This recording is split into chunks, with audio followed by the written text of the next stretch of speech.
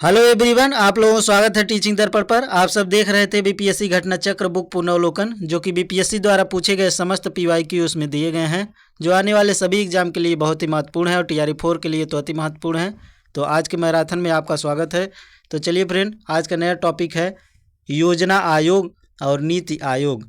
तो इसमें देखेंगे, और पिछला वीडियो ना देखे हो फ्रेंड तो देख लीजिएगा, उसमें कई टॉपिक जो है कवर कराएंगे हैं।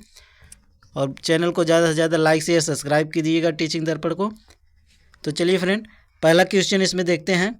योजना आयोग की स्थापना कब हुई थी? 10 मार्च 1950 को, 15 मार्च 1950 को, 16 मार्च 1951 को, 20 मार्च 1950 को।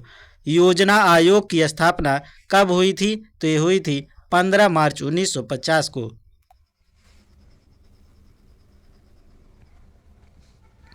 वित्त आयोग की विपरीत योजना आयोग एक संविधानेतर संस्था थी। इसका संविधान में कोई उल्लेख नहीं था। इसका गठन केंद्रीय मंत्रिमंडल के एक संकल्प द्वारा 15 मार्च 1950 को किया गया था। प्रधानमंत्री इसका प्रतिदिन अध्यक्ष होता है। इसका मुख्य कार्य केंद्र की पंचवर्षीय योजना तथा राज्यों की वार्षिक योजनाओं के संबंध में सलाह देना था।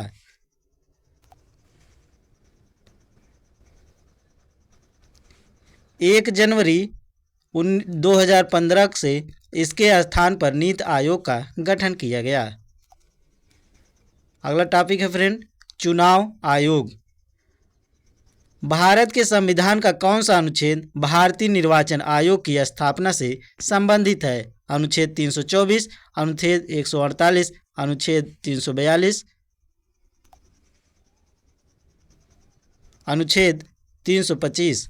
उपयुक्त में से कोई नहीं, उपयुक्त में से एक से अधिक। भारत के संविधान का कौन सा अनुच्छेद भारतीय निर्वाचन आयोग की स्थापना से संबंधित है? तो ये अनुच्छेद 324 जो है संबंधित है फ्रेंड, इसको ध्यान रखिएगा, बहुत ही इंपॉर्टेंट क्वेश्चन है ये।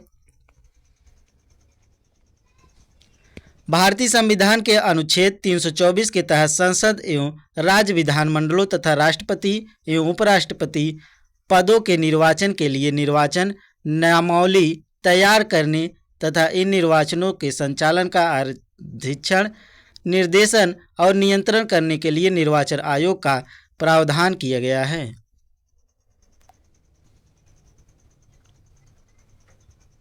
अगला क्वेश्चन फ्रेंड, व्यवस्थापिका के रिक्त स्थान की पूर्ति के लिए होने वाले विशेष चुनाव को कहते हैं आम चुनाव, उपचुनाव, मध्यावधि चुनाव या जनमत संग्रह? तो बताइए फ्रेंड, व्यवस्थापिका के रिक्त स्थान की पूर्ति के लिए होने वाले विशेष चुनाव को कहते हैं, तो ये कहते हैं उपचुनाव।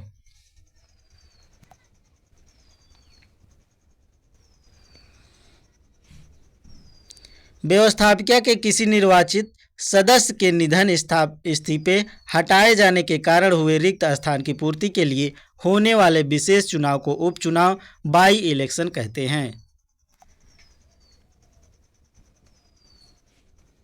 केंद्र और राज्य की व्यवस्थापिका के लिए मतदान की न्यूनतम उम्र की सीमा 21 वर्ष से घटाकर 18 वर्ष की गई।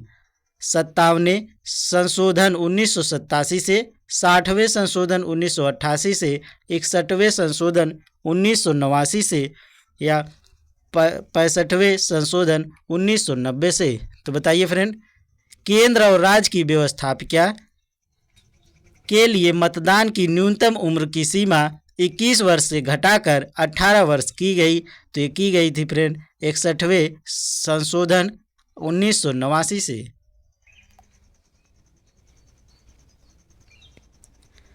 61वें संविधान संशोधन अधिनियम 1988 द्वारा मताधिकार की आयु को 21 वर्ष से घटाकर 18 वर्ष किया गया था, जो कि 28 मार्च 1989 से प्रभावी हुआ। नवयुवकों द्वारा 18 वर्ष की आयु पर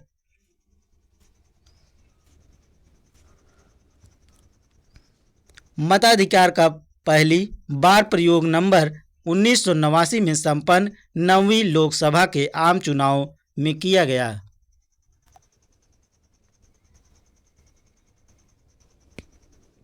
अगला क्वेश्चन फ्रेंड, आम चुनाव में मतदान की आयु 21 वर्ष से घटाकर 18 वर्ष कर दी गई।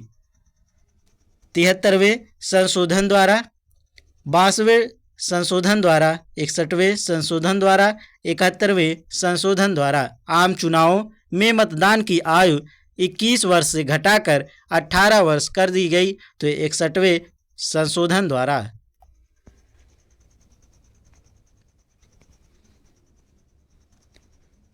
भारत के संविधान का कौन सा अनुच्छेद भारतीय निर्वाचन आयोग की स्थापना से संबंधित है? भारत के संविधान का कौन सा अनुच्छेद भारतीय निर्वाचन आयोग की स्थापना से संबंधित है? तो अभी पिछले वीडियो में देखे हैं फ्रेंड, पिछला क्वेश्चन, तो यह है अनुच्छेद 324।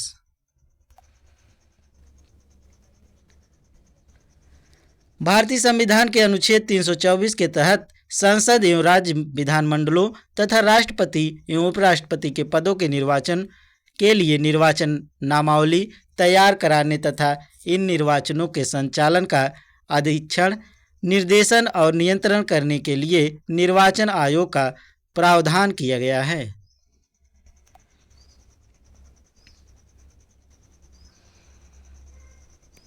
भारत में यदि एक राज्य एक चुनाव लागू किया जाता है तो भारतीय संविधान के किस अनुच्छेद में संशोधन की आवश्यकता होगी? भारत में यदि एक राज्य एक चुनाव लागू किया जाता है तो भारतीय संविधान के किस अनुच्छेद में संशोधन की आवश्यकता होगी?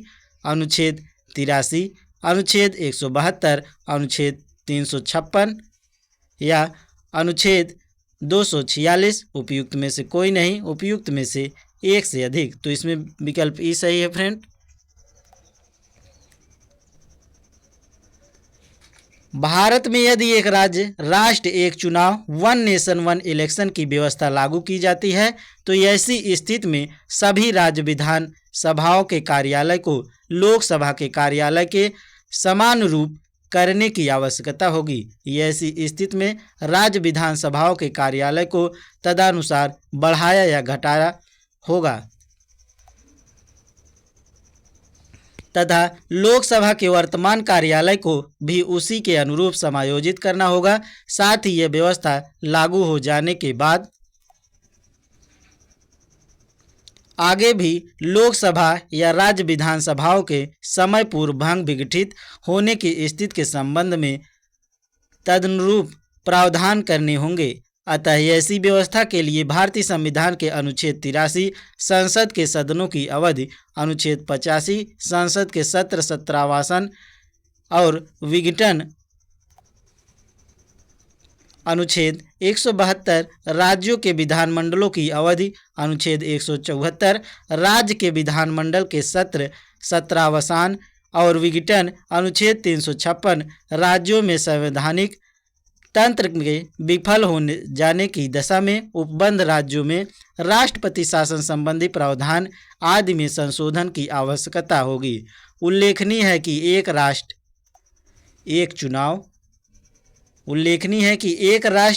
एक चुनाव पर उच्च स्तरीय समिति का गठन पूर्व राष्ट्रपति रामनाथ कोविंद की अध्यक्षता में 2 सितंबर 2023 को किया गया था, जिससे अपनी रिपोर्ट 14 मार्च 2024 को राष्ट्रपति द्रौपदी मुर्मू को सौंपी।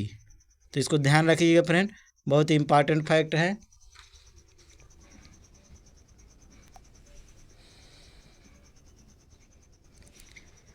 भारत के विभिन्न राजनीतिक दलों को राष्ट्रीय या क्षेत्रीय दल का दर्जा देने का अधिकार किसको है? संसद को, राष्ट्रपति को, चुनाव आयोग को, सर्वोच्च न्यायालय को। भारत के विभिन्न राजनीतिक दलों को राष्ट्रीय या क्षेत्रीय दल का दर्जा देने का अधिकार किसको है? तो ये चुनाव आयोग को है।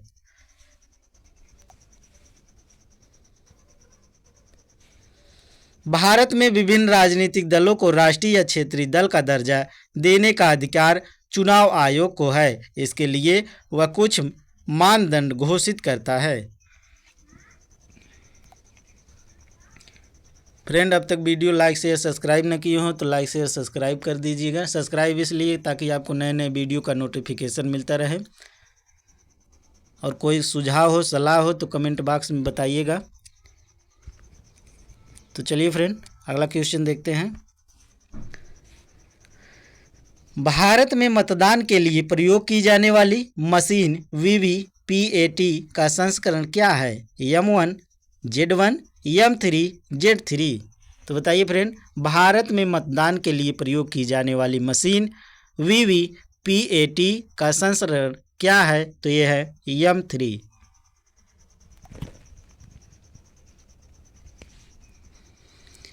निर्वाचन की समस्त प्रक्रिया और तंत्र का अधीक्षण करने के लिए संविधान द्वारा निर्वाचन आयोग के नाम से एक स्वतंत्र निकाय की स्थापना का उपबंध अनुच्छेद 324 के अंतर्गत किया गया है। इलेक्ट्रॉनिक वोटिंग मशीन के उपयोग ने निर्वाचन प्रणाली को पारदर्शी, सरल एवं सहज बना दिया है। पारदर्शी व्यवस्था की आधिकारिक पुष्टि के लिए निर्वाचन आयोग द्वारा voter verified paper audit trail VVPAT का प्रयोग हो रहा है। वर्तमान समय में मतदान के लिए प्रयोग की जाने वाली मशीन वीवीपीएटी का M3 संस्करण निर्वाचन आयोग द्वारा प्रयोग किया जा रहा है। अतः विकल्प सी सही उत्तर है।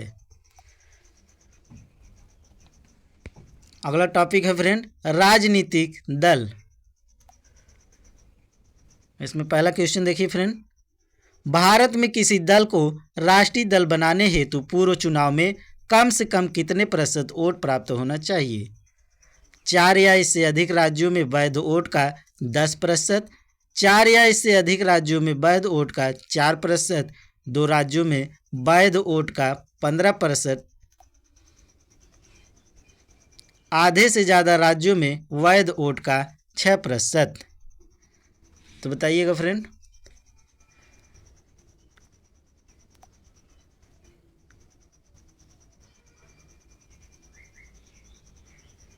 भारत में किसी दल को राष्ट्रीय दल बनाने हेतु चुनाव में कम से कम कितना प्रतिशत वोट प्राप्त होना चाहिए? तो इसमें ई विकल्प सही है फ्रेंड। फैक्ट देख लीजिएगा।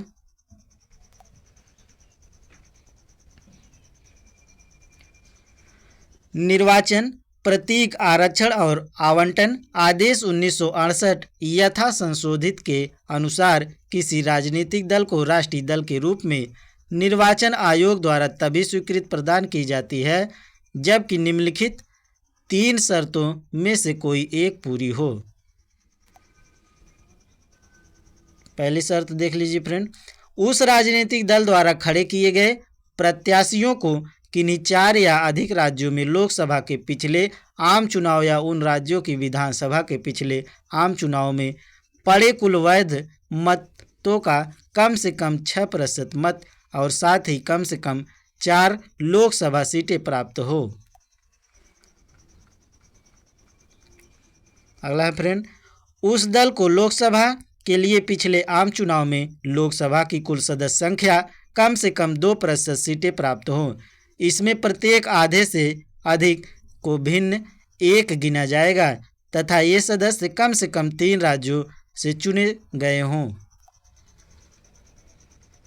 अगला है फ्रेंड, उस दल को कम से कम 4 राज्यों में राज्य स्तरीय दल की मान्यता प्राप्त हो। अगला क्वेश्चन है फ्रेंड, भारतीय संविधान की 10वीं अनुसूची का संबंध है। भारतीय संविधान की 10वीं अनुसूची का संबंध है भारत की राष्ट्रीय भाषा से, अनुसूचित एवं अनुसूचित जनजाति क्षेत्रों के प्रशासन से, न्यायिक पुनर्विलोकन से, दल बदल विरोधी कानून से। भारतीय संविधान की 10वीं अनुसूची का संबंध है तो ये है दल बदल विरोधी कानून से। 10 से 10वीं और 10 से दल बदल, तो इसको ध्यान रखिए फ्रेंड। इसमें भी द है 10 और इसमें भी द है पहले दल, तो इसको ध्यान रखिएगा ट्रिक से। दल बदल 10वीं अनुसूची में। भारतीय संविधान की 10वीं अनुसूची का संबंध दल बदल विरोधी कानून से है। इसे 52वें संविधान संशोधन अधिनियम 1985 द्वारा जोड़ा गया है।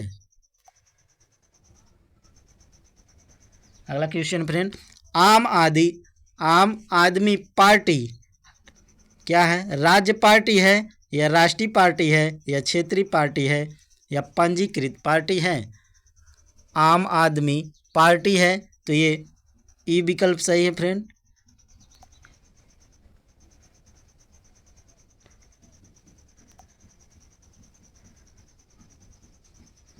आम आदमी पार्टी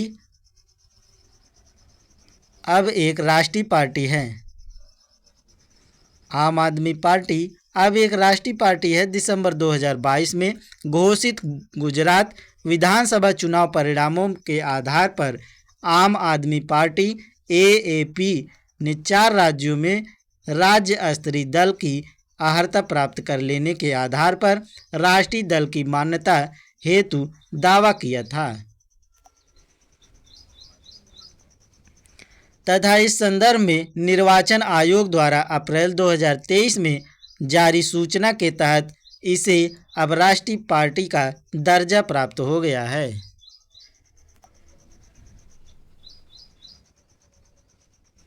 अगला क्वेश्चन फ्रेंड, उस राजनीतिक दल का नाम बताइए जो मिलीजुली केंद्रीय सरकार का हिस्सा नहीं है लेकिन जिसका सदस्य 13वीं लोकसभा का स्पीकर चुना गया है। तेलुगु देशम पार्टी, समता पार्टी, जनता पार्टी या इनमें से कोई नहीं। उस राजनीतिक दल का नाम बताइए जो मिलीजुली केंद्रीय सरकार का हिस्सा नहीं लेकिन जिसका सदस्य 13वीं लोकसभा का स्पीकर चुना गया है, तो ये है तेलुगु देशम पार्टी।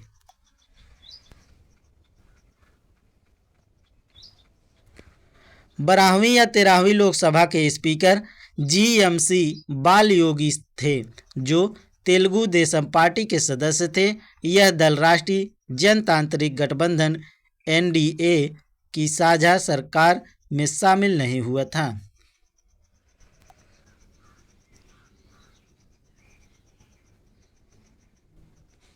भारत के राजनीतिक दलों के संबंध में निम्नलिखित कथनों पर विचार कीजिए। पहला कथन है फ्रेंड, जन प्रतिनिधित्व अधिनियम 1951 राजनीतिक दलों के पंजीकरण का प्रावधान करता है।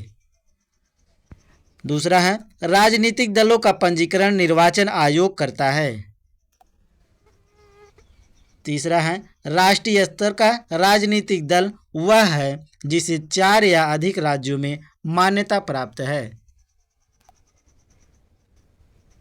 अगला है फ्रेंड, 1999 के आम चुनाव में निर्वाचन आयोग द्वारा मान्यता प्राप्त 6 राष्ट्रीय और 48 राज्य स्तरीय दल थे। सही कथन बताना है फ्रेंड, तो इसमें जो है डी विकल्प सही है। 1, 2, 3, 4 ये सभी सही हैं फ्रेंड। पहला, दूसरा और तीसरा और चौथा भी सही है, तो इसलिए इसका विकल्प जो है डी सही है।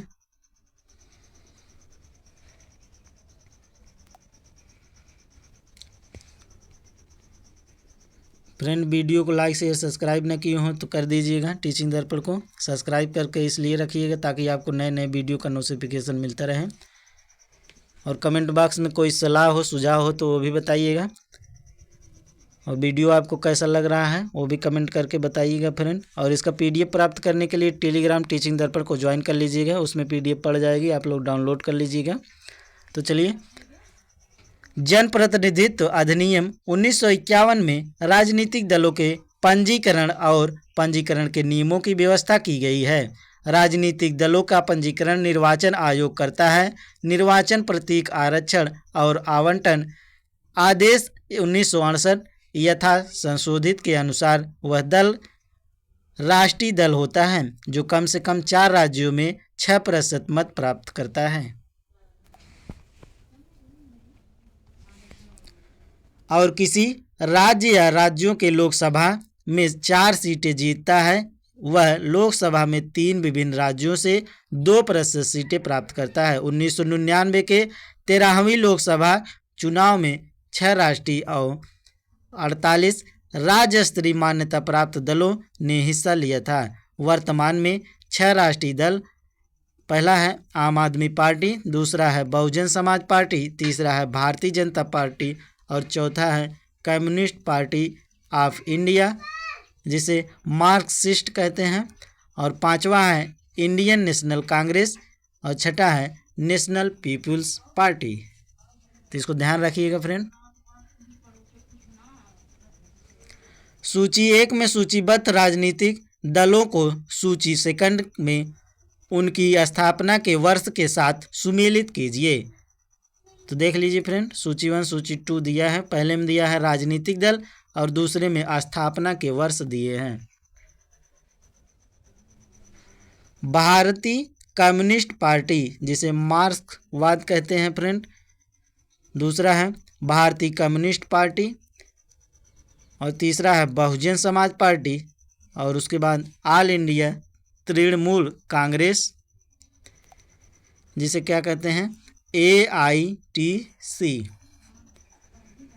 और इसमें विकल्प दिया है फ्रेंड 1964, 1998, 1925, और चौथा विकल्प है 1984। तो इसको मिलाना है फ्रेंड, तो मिला लीजिए। तो पहला हो जाएगा भारतीय कम्युनिस्ट पार्टी, ये हो जाएगा 1994। दूसरा हो जाएगा भारतीय कम्युनिस्ट पार्टी, ये हो जाएगा 1925। उसके बाद बहुजन समाज पार्टी, ये हो जाएगा 1984। ऑल इंडिया तृणमूल कांग्रेस, ये हो जाएगा 1998। तो इसको मिला लीजिएगा फ्रेंड, एक या दो बार आप लोग को कंठस्थ हो जाएगा। तो इसमें जो है विकल्प बी सही है friend, 1 3 4 2।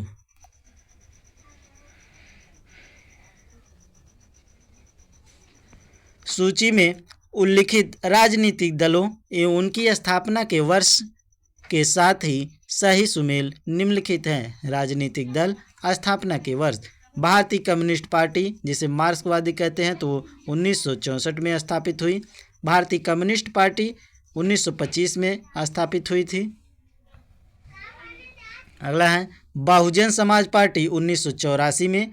All India Trinamool Congress, जिसे AITC कहते हैं, ये 1998 में स्थापना हुई थी। अगला टॉपिक है फ्रेंड संविधान संशोधन। इसमें पहला क्वेश्चन देखिए फ्रेंड, संवैधानिक प्रावधान के संशोधन का प्रावधान किसमें दिया गया है? भाग 11,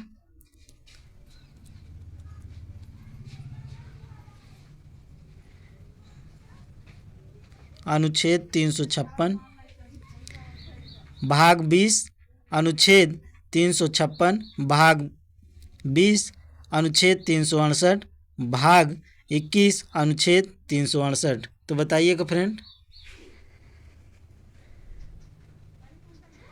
संवैधानिक प्रावधान के संशोधन का प्रावधान किसमें दिया गया है? भाग 19 अनुच्छेद 356, भाग 20 अनुच्छेद 356, भाग 20 अनुच्छेद 368, भाग 21 अनुच्छेद 368।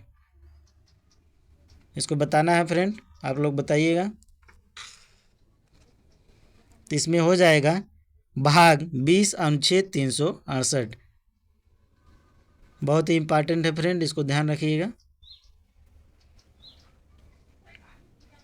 संवैधानिक संशोधन प्रक्रिया को परिभाषित करने के लिए भारत के संविधान के भाग 20 के अनुच्छेद 368 में 3 प्रकार के संशोधन प्रदान किए गए हैं। साधारण बहुमत द्वारा, संसद के विशेष बहुमत से, संसद के विशेष बहुमत के साथ साथ कम से कम आधे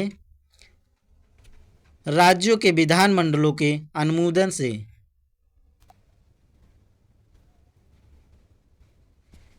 अगला क्वेश्चन है फ्रेंड, एक नया राज्य बनाने में संवैधानिक संशोधन के लिए कैसा बहुमत चाहिए? साधारण, 2/3, 3/4, 2/3 एवं आधे राज्यों का अनुसमर्थन, उपयुक्त में से कोई नहीं, उपयुक्त में से एक से अधिक। तो एक नया राज्य बनाने में संवैधानिक संशोधन के लिए कैसा बहुमत चाहिए? तो ये साधारण बहुमत चाहिए।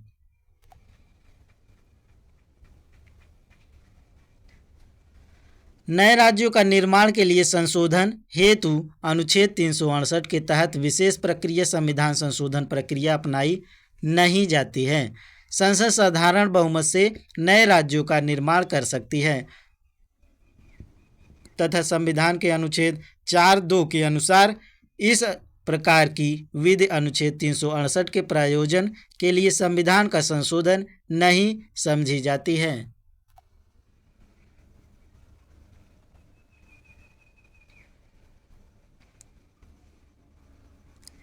किस संविधान संशोधन से दिल्ली को राष्ट्रीय राजधानी क्षेत्र का नाम दिया गया?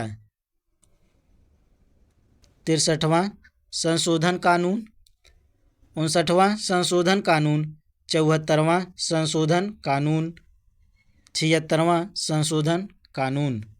किस संविधान संशोधन से दिल्ली को राष्ट्रीय राजधानी क्षेत्र नाम दिया गया? तो ये 69वां संशोधन कानून के द्वारा।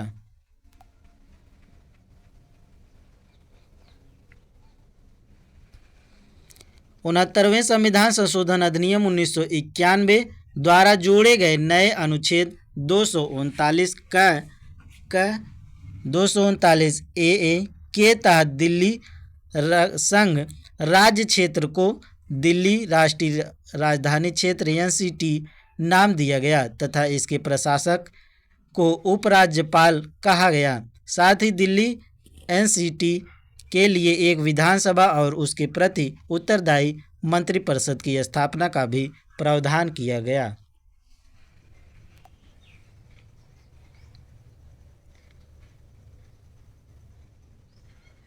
भारतीय संविधान में संशोधन के लिए विधेयक लाया जा सकता है केवल लोकसभा से, केवल राज्यसभा से, या तो लोकसभा से या राज्यसभा में भारत के सर्वोच्च न्यायालय में। भारतीय संविधान में संशोधन के लिए विधेयक लाया जा सकता है, तो ये लाया जा सकता है या तो लोकसभा में या राज्यसभा में।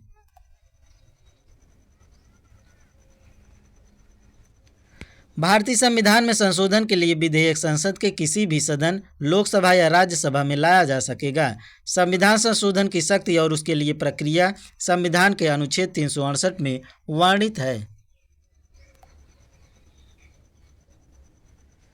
भारतीय संविधान के लिए प्रथम संशोधन अमेंडमेंट एक्ट विधेयक लाया गया 1950, 1951, 1955, 1958। भारतीय संविधान के लिए प्रथम संशोधन अमेंडमेंट एक्ट विधेयक लाया गया था, तो ये 1951 में लाया गया था। भारतीय संविधान के लिए प्रथम संशोधन विधेयक 1951 में लाया गया। इस संशोधन के द्वारा अनुच्छेद 15(1), अनुच्छेद 19(1), 6, 19(2), 85, 87, 174, 176, 341, 342, 372 एवं 376 में संशोधन किया गया तथा 2 नए अनुच्छेद 31 का एवं 31 का और 9वीं अनुसूची संविधान में जोड़ी गई।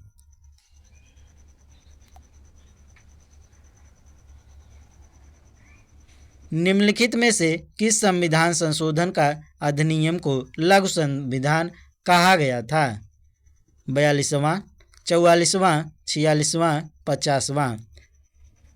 निम्नलिखित में से किस संविधान संशोधन अधिनियम को लघु संविधान कहा गया था? तो ये 42वां संविधान संशोधन है। बहुत ही इम्पोर्टेंट है फ्रेंड, ये इसको ध्यान रखिएगा।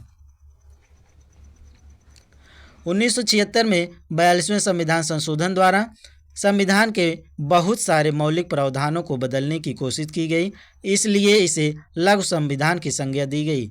42वें संविधान संशोधन का मुख्य उद्देश्य उच्चतम न्यायालय द्वारा 1973 में केशवानंद भारती मामले में दिए गए निर्णय से उत्पन्न कठिनाइयों को दूर करना था, जिसमें संसद की संविधान संशोधन की शक्ति को इसके मामले में निर्णित संविधान के आधारभूत ढांचे का संशोधन करने से रोका गया था।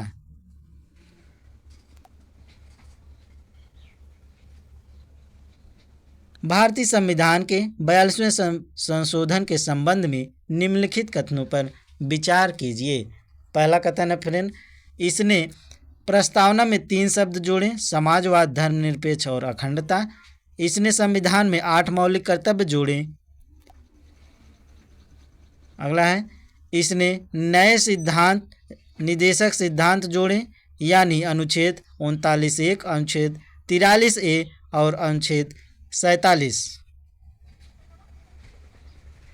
अगला है, इसके द्वारा राष्ट्रपति को चुनाव आयोग के परामर्श से राज्य विधानसभाओं मंडलों के सदस्य को आयोग घोषित करने का अधिकार प्रदान किया गया।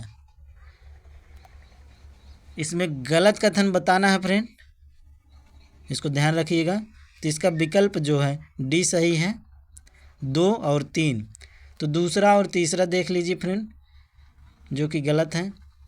दूसरे में कह रहा है इसने संविधान में 8 मौलिक कर्तव्य जोड़े, जो कि गलत है। और तीसरा कह रहा है इसने नए निदेशक सिद्धांत जोड़े, यानी अनुच्छेद 39(a), अनुच्छेद 43(a), अनुच्छेद 47(a). ये गलत है फ्रेंड दोनों, इसको ध्यान रखिएगा।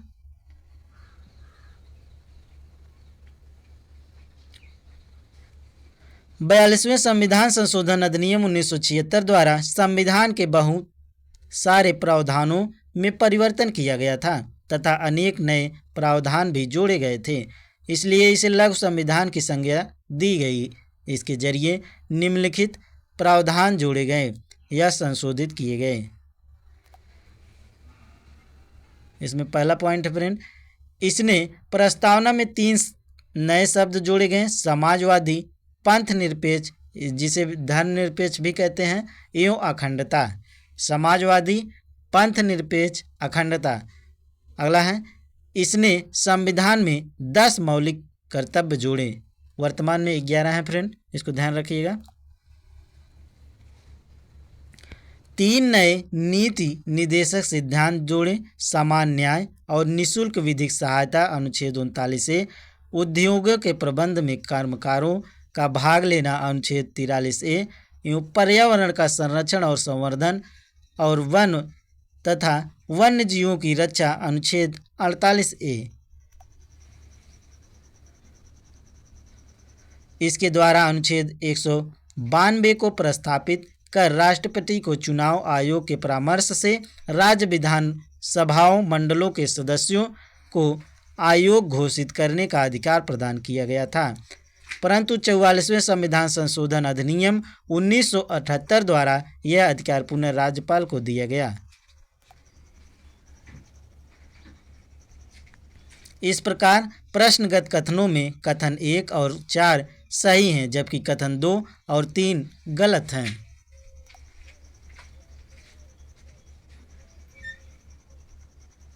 भारतीय सर्वोच्च न्यायालय ने किन किन मुकदमों में सर्वप्रथम संविधान के मूल ढांचे का सिद्धांत दिया? भारतीय सर्वोच्च न्यायालय ने किन मुकदमों में सर्वप्रथम संविधान के मूल ढांचे का सिद्धांत दिया? गोलकनाथ बनाम पंजाब राज्य, केशवानंद भारती बनाम केरल राज्य, मिनर्वा मिल्स बनाम भारतीय संघ, ए और बी दोनों। तो बताइएगा फ्रेंड, भारतीय सर्वोच्च न्यायालय ने किन किन मुकदमों में सर्वप्रथम संविधान के मूल ढांचे का सिद्धांत दिया? तो ये दिया था केशवानंद भारती बनाम केरल राज्य के बारे में।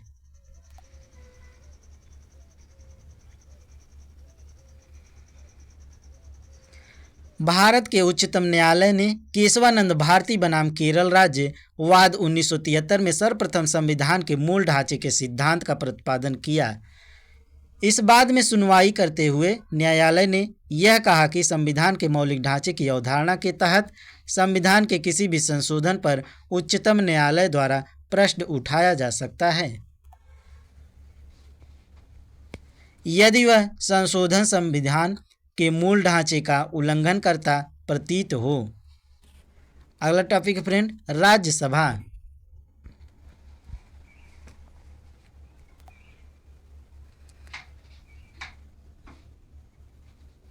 जिसमें पहला क्वेश्चन देखिए फ्रेंड, भारत के संविधान का कौन सा अनुच्छेद देवनागरी लिपि में हिंदी को संघ के सरकारी भाषा के रूप में मान्यता देता है? 341, 342, 343, 346, उपयुक्त में से कोई नहीं, उपयुक्त में से एक से अधिक। तो आप सबको पता है फ्रेंड, ये भारत के संविधान का कौन सा अनुच्छेद देवनागरी लिपि में हिंदी को संघ के सरकारी भाषा के रूप में मान्यता देता है? तो ये है अनुच्छेद 343।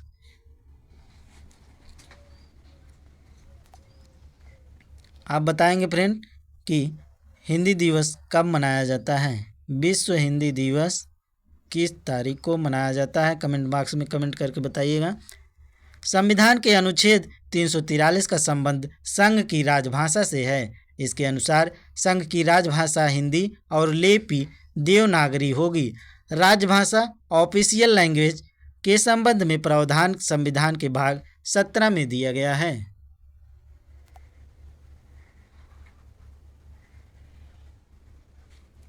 भारतीय संविधान की 8वीं अनुसूची में मान्य सरकारी भाषाओं की संख्या है 16 है, 17 है, 18 है, 20 है।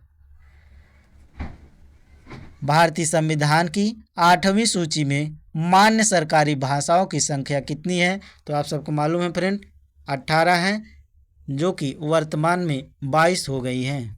इसको ध्यान रखिएगा फ्रेंड, पहले 18 थी, वर्तमान में जो है 22 है। ये 2008 में क्वेश्चन पूछा गया था।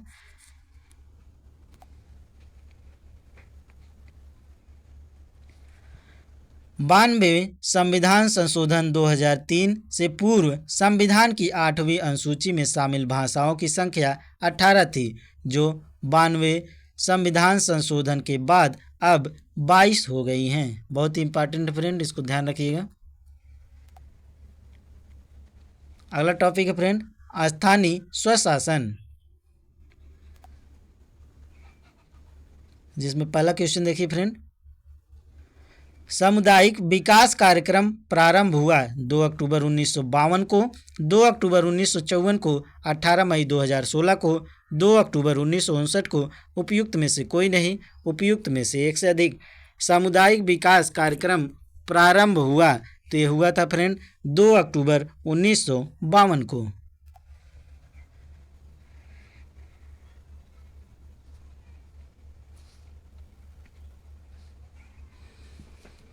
भारत में सामुदायिक विकास कार्यक्रम कम्युनिटी डेवलपमेंट प्रोग्राम का प्रारंभ 2 अक्टूबर 1952 को किया गया था, जिसका उद्देश्य भारत में ग्रामीण समुदायों का समग्र विकास था।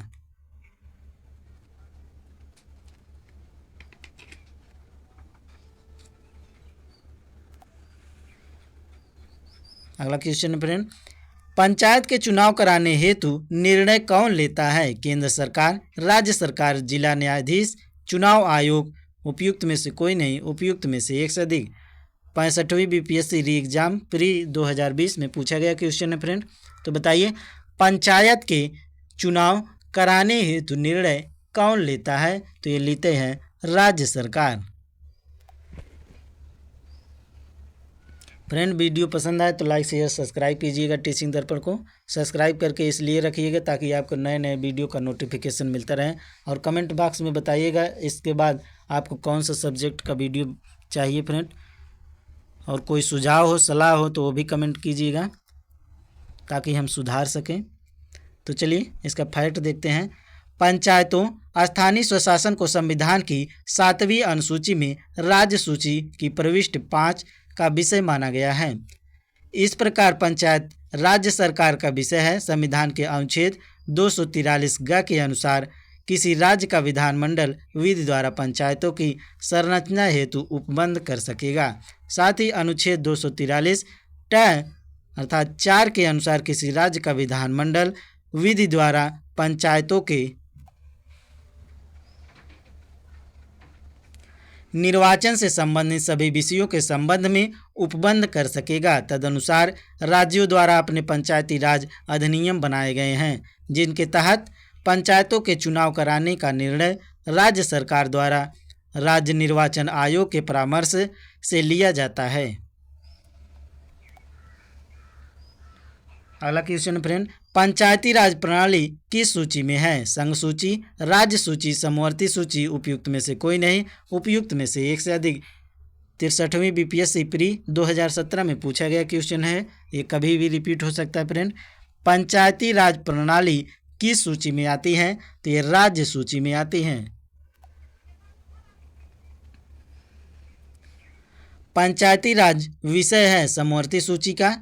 केंद्र की सूची पर, राज्य की सूची पर, शेषाधिकारों की सूची पर।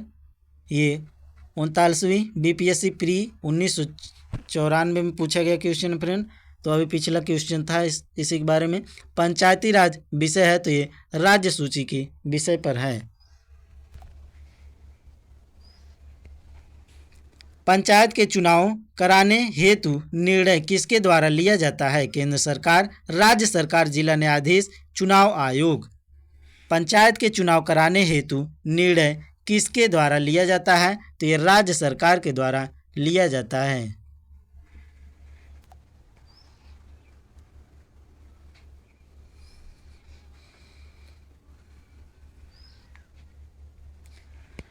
CDP एवं NES के पुनर्गठन के लिए 1957 में NDC द्वारा स्थापित समिति का नाम बताएं, जिसने ग्रामीण स्थानीय सरकार की त्रिस्तरीय प्रणाली का सुझाव दिया था। बलवंत राय मेहता समिति, अशोक मेहता समिति, प्रजातांत्रिक विकेंद्रीकरण पर महाराष्ट्र समिति। अगला है ग्राम नगर संबंध समिति। तो बताइए फ्रेंड, CDP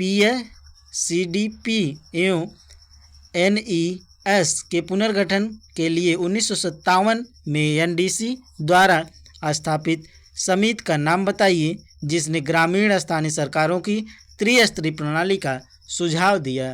तो ये है बलवंत राव मेहता समिति।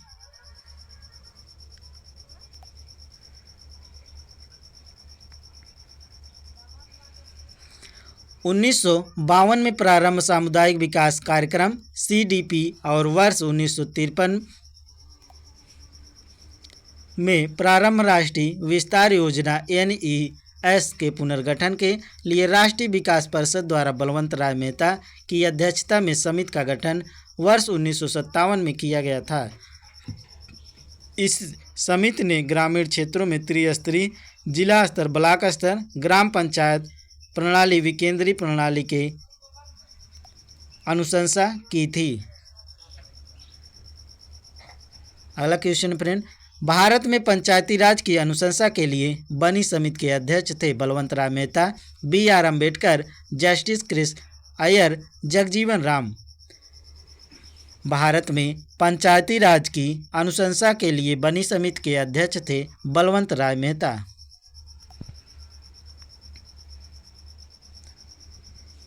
भारत में त्रिस्तरीय पंचायती राज व्यवस्था की स्थापना की सिफारिश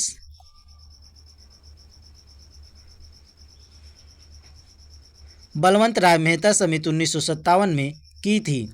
समिति की सिफारिशों के आधार पर ही राजस्थान की विधानसभा ने 2 सितंबर 1959 को पंचायती राज अधिनियम पारित किया। अधिनियम के प्रावधान के अनुरूप पंडित जवाहरलाल नेहरू ने 2 अक्टूबर 1959 को राजस्थान के नागौर जिले में पंचायती राज का उद्घाटन किया।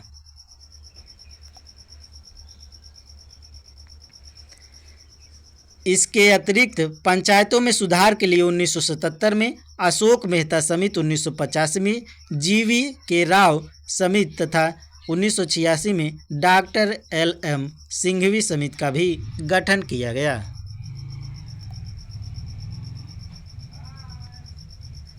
निम्नलिखित में से किस कमेटी आयोग ने न्याय पंचायत बनाने की सिफारिश की थी? Ashok Rai Mehta committee, Ashok Mehta committee, GV Rao committee, Sarkaria आयोग। उपयुक्त में से कोई नहीं, उपयुक्त में से एक से अधिक। निम्नलिखित में से किस कमेटी आयोग ने न्याय पंचायत बनाने की सिफारिश की थी?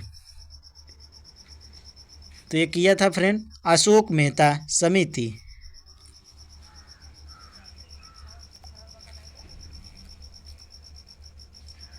अशोक मेहता समिति का गठन 1977 में जनता पार्टी सरकार ने पंचायती राज्य व्यवस्था में सुधार हेतु किया था, जिसे अगस्त 1978 में अपनी रिपोर्ट पेश की थी। उन्होंने ही न्याय पंचायत को विकास पंचायत से अलग रखने तथा इसका सभापति एक योग्य न्यायाधीश को नियुक्त करने की सिफारिश की।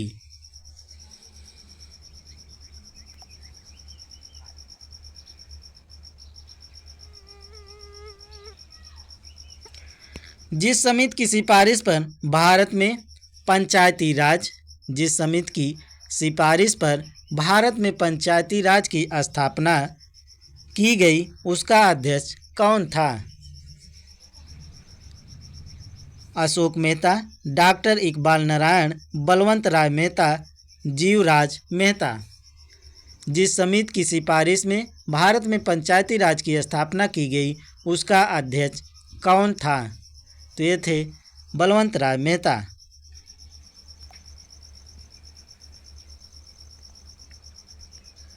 विकेंद्रीकरण प्रणाली की सिफारिश किसने की थी? C Rajagopalachari, JB Kripalani, Balwant Rai Mehta, Ashok Mehta. BPSC 56वीं टू 59वीं प्री 2015 में पूछा गया क्वेश्चन है फ्रेंड, कभी भी रिपीट हो सकता है। विकेंद्रीय प्रणाली की सिफारिश किसने की थी? तो ये बलवंत राय मेहता ने की थी।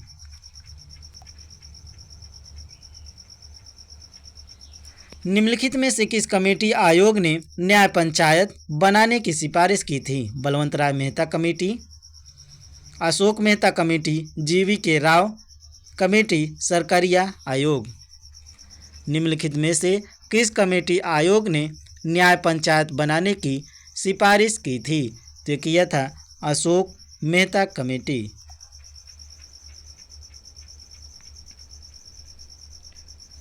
अशोक मेहता समिति ने न्याय पंचायतों के गठन की सिफारिश की थी। वर्ष 1977 में पंचायती राज व्यवस्था पर सुझाव देने के लिए गठित अशोक मेहता समिति ने वर्ष 1978 में अपनी रिपोर्ट प्रस्तुत की, जिसमें पंचायती राज के लिए त्रिस्तरीय प्रणाली के स्थान पर द्विस्तरीय प्रणाली को संतुष्ट किया गया।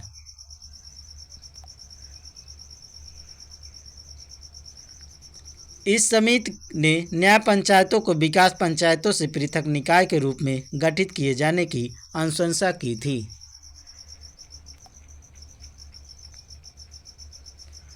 अशोक मेहता समिति ने निम्नलिखित की सिफारिश की। अशोक मेहता समिति ने निम्नलिखित की सिफारिश की।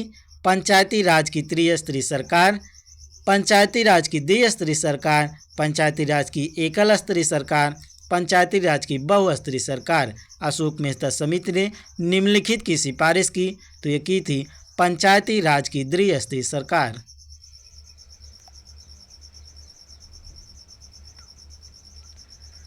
वर्ष 1977 में गठित अशोक मेहता समिति ने अगस्त 1978 में अपनी रिपोर्ट प्रस्तुत की थी, जिसमें पंचायती राज के लिए त्रिस्तरीय प्रतिमान के स्थान पर द्विस्तरीय प्रतिमान की संतुष्टि की थी। इसमें जनपद पर जिला परिषद तथा 15,000 से 20,000 जनसंख्या गांवों के समूह पर मंडल पंचायत के गठन का सुझाव दिया था।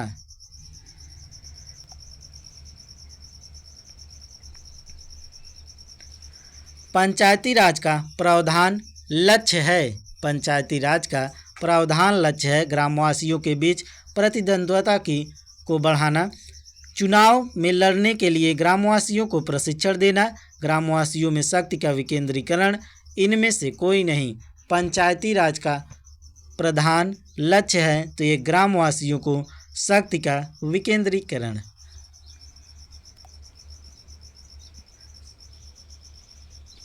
पंचायती राज का प्रधान लक्ष्य ग्रामवासियों में शक्ति एवं सत्ता का विकेंद्रीकरण है, जिससे वे अपनी आवश्यकताओं के अनुरूप नीतियां बना सकें एवं लागू कर सकें।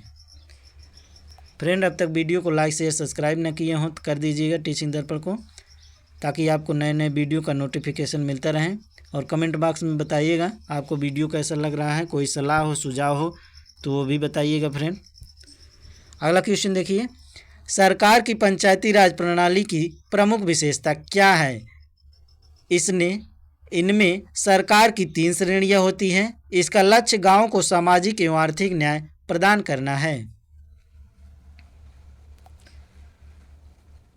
अगला है, जिला परिषद में इसके सदस्य के रूप में कुछ सांसद होते हैं।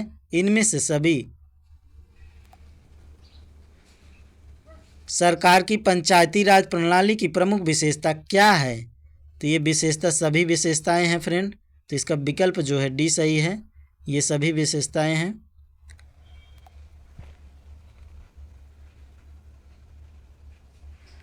पंचायती राज प्रणाली के तहत स्थानीय स्तर पर त्रिस्तरीय शासन की व्यवस्था की गई है।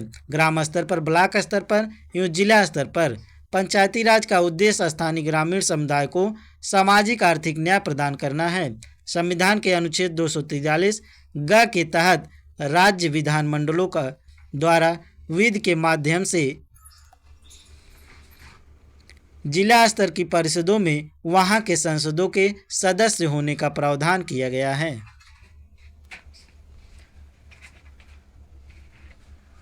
पंचायती राज की 3 स्तरीय प्रणाली में आते हैं ग्राम पंचायत, पंचायत समिति, ब्लॉक समिति। ग्राम पंचायत, ब्लॉक समिति, जिला परिषद। ब्लॉक समिति, जिला परिषद, पंचायत समिति, ग्राम पंचायत, क्षेत्र पंचायत समिति, जिला परिषद। तो बताइए फ्रेंड, ये वेरी वेरी इंपॉर्टेंट क्वेश्चन है, इसको ध्यान रखिएगा। पंचायती राज की 3 स्तरीय प्रणाली में आते हैं, तो ये आते हैं ग्राम पंचायत, क्षेत्र पंचायत समिति, जिला परिषद।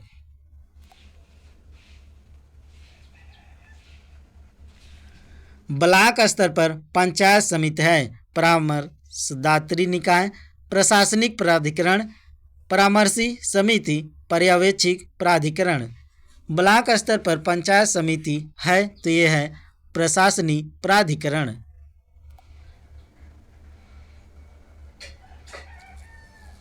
ब्लॉक स्तर पर पंचायत समिति के एक प्रशासनिक प्राधिकरण या प्रशासनिक प्राधिकारी जो ग्राम पंचायत और जिला पंचायत के बीच समन्वय एवं पर्यवेक्षक के रूप में कार्य करती है। यह ग्राम पंचायत और जिला प्रशासन के मध्य संपर्क स्थापित करती हैं। क्षेत्र पंचायत में निर्वाचित सदस्यों द्वारा अपने में से एक प्रमुख, एक श्रेष्ठ उप प्रमुख तथा एक कनिष्ठ उप प्रमुख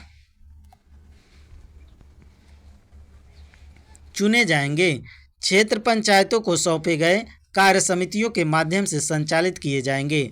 इसके लिए निम्न समितियां गठित की जाएगी: शिक्षा समिति, निर्माण कार्य समिति, नियोजन एवं विकास समिति, स्वास्थ्य एवं कल्याण समिति व प्रशासनिक समिति।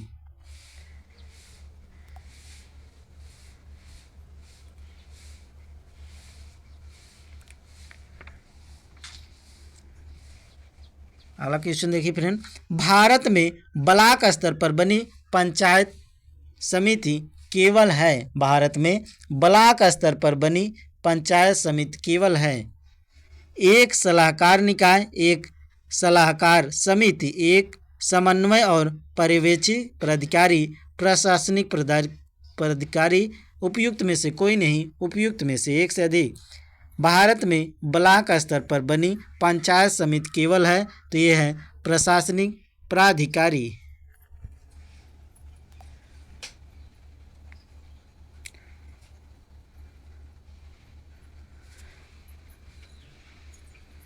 भारत में निम्नलिखित में से किसके अंतर्गत पंचायती राज प्रणाली की व्यवस्था की गई? मौलिक अधिकार, मौलिक कर्तव्य, राज्य के नीति निर्देशक सिद्धांत जिसे डीपीएसपी कहते हैं, चुनाव आयोग अधिनियम।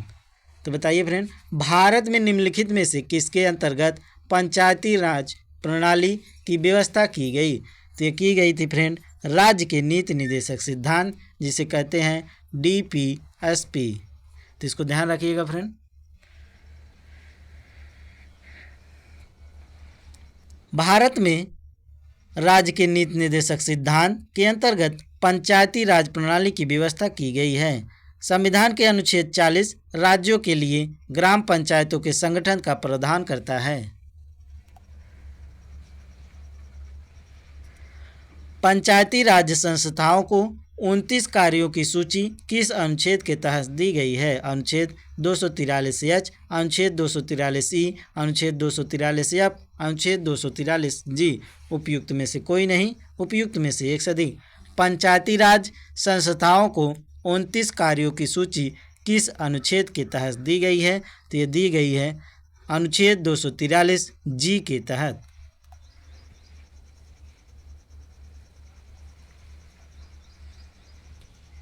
पंचायती राज संस्थाओं को 29 कार्यों की सूची अनुच्छेद 243 जी के तहत दी गई है। अनुच्छेद 243 जी या 243 छः के अनुसार पंचायतों को आर्थिक विकास और सामाजिक न्याय की योजनाओं तैयार करने तथा आर्थिक विकास और सामाजिक न्याय की ऐसी योजनाओं को जो उन्हें सौंपी जाए उनके जिनके अंतर्गत वे योजनाएं भी हैं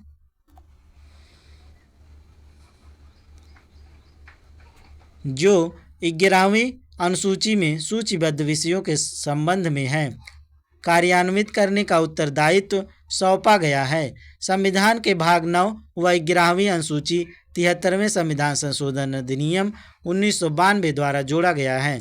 इसमें पंचायत से संबंधित 29 कार्यों की सूची वर्णित है। भारतीय संविधान के किस संशोधन में पंचायती राज संस्थाओं को संवैधानिक आधार पर प्रदान किया गया है? 73वें, 74वें, 71वें या 72वें?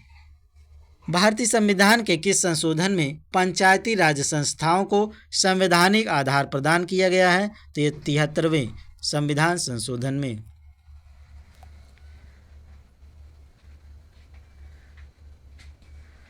पंचायती राज को किस संवैधानिक संशोधन पंचायती राज को किस संवैधानिक संशोधन के आधार पर संवैधानिक दर्जा प्रदान किया गया है? 74वां संविधान संशोधन, 73वां संविधान संशोधन, 72वां संविधान संशोधन, 71वां संविधान संशोधन, उपयुक्त में से कोई नहीं, उपयुक्त में से एक से अधिक। तो ये 65वीं बीपीएससी री एग्जाम प्री 2020 में पूछा गया क्वेश्चन है फ्रेंड, तो इसको ध्यान रखिएगा। पंचायती राज को किस संवैधानिक संशोधन के आधार पर संवैधानिक दर्जा प्रदान किया गया है? तो ये 73वां संविधान संशोधन।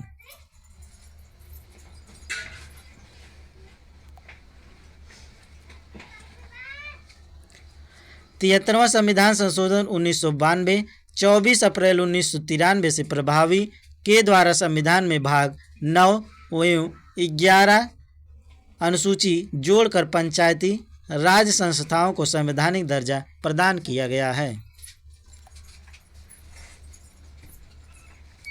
निम्नलिखित में से किसका निर्माण पंचायती राज व्यवस्था के तहत हुआ था? निम्नलिखित में से किसका निर्माण पंचायती राज व्यवस्था के तहत हुआ था?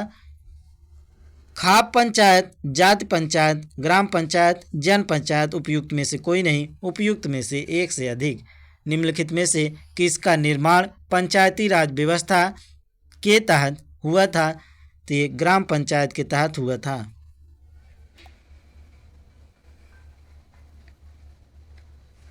पंचायती राज लोकतांत्रिक विकेंद्रीकरण की व्यवस्था है। संविधान के भाग 9 के अंतर्गत अनुच्छेद 243 से 243 के तहत पंचायत से संबंधित प्रावधानों का उल्लेख है। वर्ष 1957 में बलवंत राय मेहता समिति द्वारा प्रस्तुत रिपोर्ट में लोकतांत्रिक विकेंद्रीकरण की योजना प्रस्तुत की गई, जिसमें त्रिस्तरीय पंचायती राज पद्धति की सिफारिश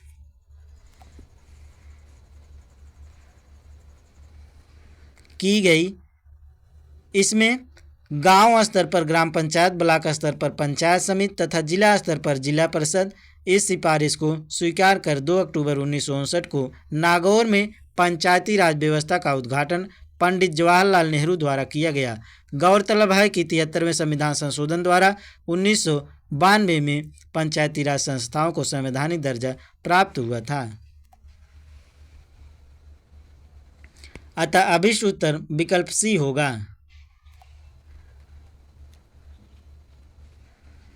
भारतीय संविधान के निम्नलिखित अनुच्छेदों में से कौन सा अनुच्छेद राज्य की सरकारों को ग्राम पंचायतों को संगठित करने का निर्देश देता है?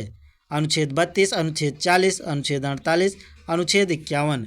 भारतीय संविधान के निम्नलिखित अनुच्छेदों में से कौन सा अनुच्छेद राज्य की सरकारों को ग्राम पंचायतों को संगठित करने का निर्देश देता है? तो यह अनुच्छेद 40 देता है।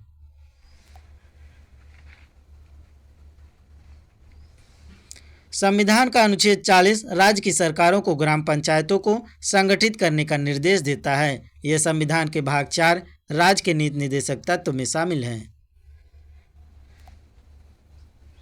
अगला क्वेश्चन फ्रेंड, निम्न में से कौन सा अनुच्छेद पंचायत के गठन के लिए राज्य सरकारों को निर्देश देता है?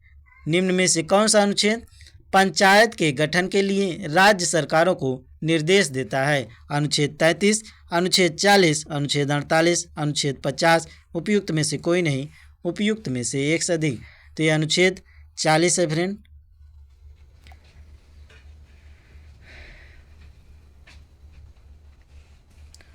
सरकार की पंचायती राज प्रणाली की प्रमुख विशेषता क्या है? इनमें सरकार की 3 श्रेणियां होती हैं। इसका लक्ष्य गांव को सामाजिक एवं आर्थिक न्याय प्रदान करना है। अगला है जिला परिषद में इसके सदस्य के रूप में कुछ सांसद होते हैं। इनमें से सभी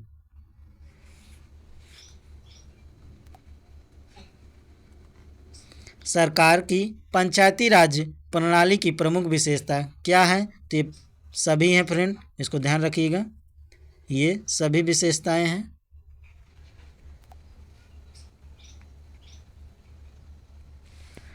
पंचायती राज प्रणाली स्थानीय स्तर पर त्रिस्तरीय शासन की व्यवस्था करता है।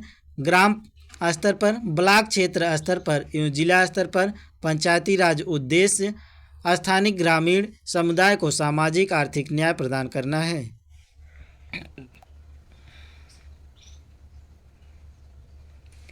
पंचायती राज का प्रधान लक्ष्य है, पंचायती राज का प्रधान लक्ष्य है ग्रामवासियों के बीच प्रतिद्वंद्व को बढ़ाना, चुनाव में लड़ने के लिए ग्रामवासियों को प्रशिक्षण देना, ग्रामवासियों में शक्ति का विकेंद्रीकरण। इनमें से कोई नहीं।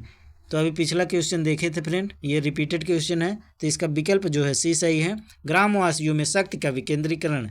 ऐसे ही रिपीट होकर क्वेश्चन आता है फ्रेंड, तो हर क्वेश्चन को ध्यान रखिएगा इसको।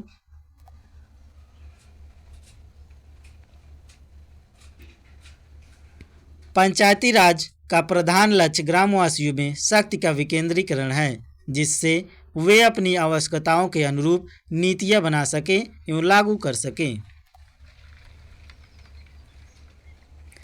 73वें संविधान संशोधन अधिनियम के तहत पंचायती राज संस्थाओं में चुनाव लड़ने के लिए न्यूनतम कितनी आयु होना आवश्यक है? 18 वर्ष, 21 वर्ष, 25 वर्ष, उपयुक्त में से एक से अधिक, उपयुक्त में से कोई नहीं।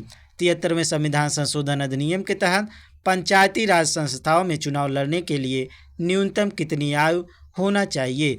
तो होना चाहिए 21 वर्ष।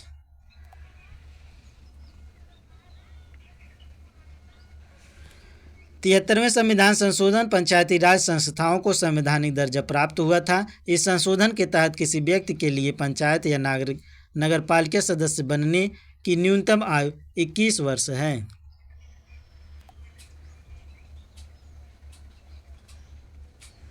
सफलतापूर्वक कार्य हेतु पंचायती राज को पूरे सहयोग की जरूरत पड़ती है, स्थानीय जनता की, केंद्रीय सरकार की, नौकरशाही की, राजनेताओं की। सफलतापूर्वक कार्य हेतु पंचायती राज को पूरे सहयोग की जरूरत पड़ती है, तो यह स्थानीय जनता को पड़ती है।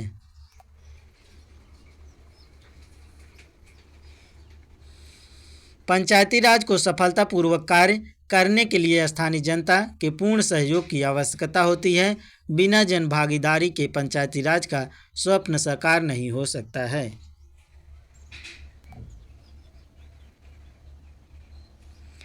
भारत में पंचायती राज प्रतिनिधित्व करता है शक्तियों का विकेंद्रीकरण, लोगों की हिस्सेदारी, सामुदायिक विकास, ये सभी भारत में पंचायती राज प्रतिनिधित्व करता है, तो ये सभी करता है।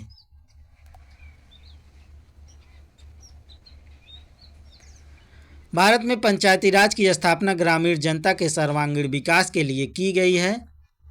यह शक्तियों के विकेंद्रीकरण, लोगों की भागीदारी, सामुदायिक विकास का प्रतिनिधित्व करता है।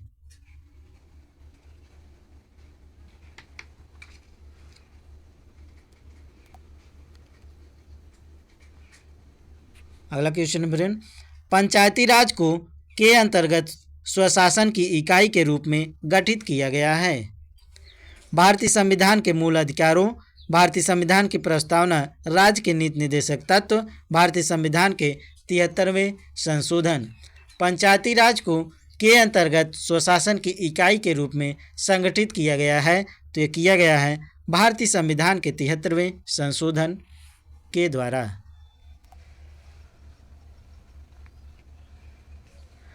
पंचायती राज की स्थापना की प्रेरणा सिद्धांत के अनुसार अनुच्छेद 40 ने दी थी।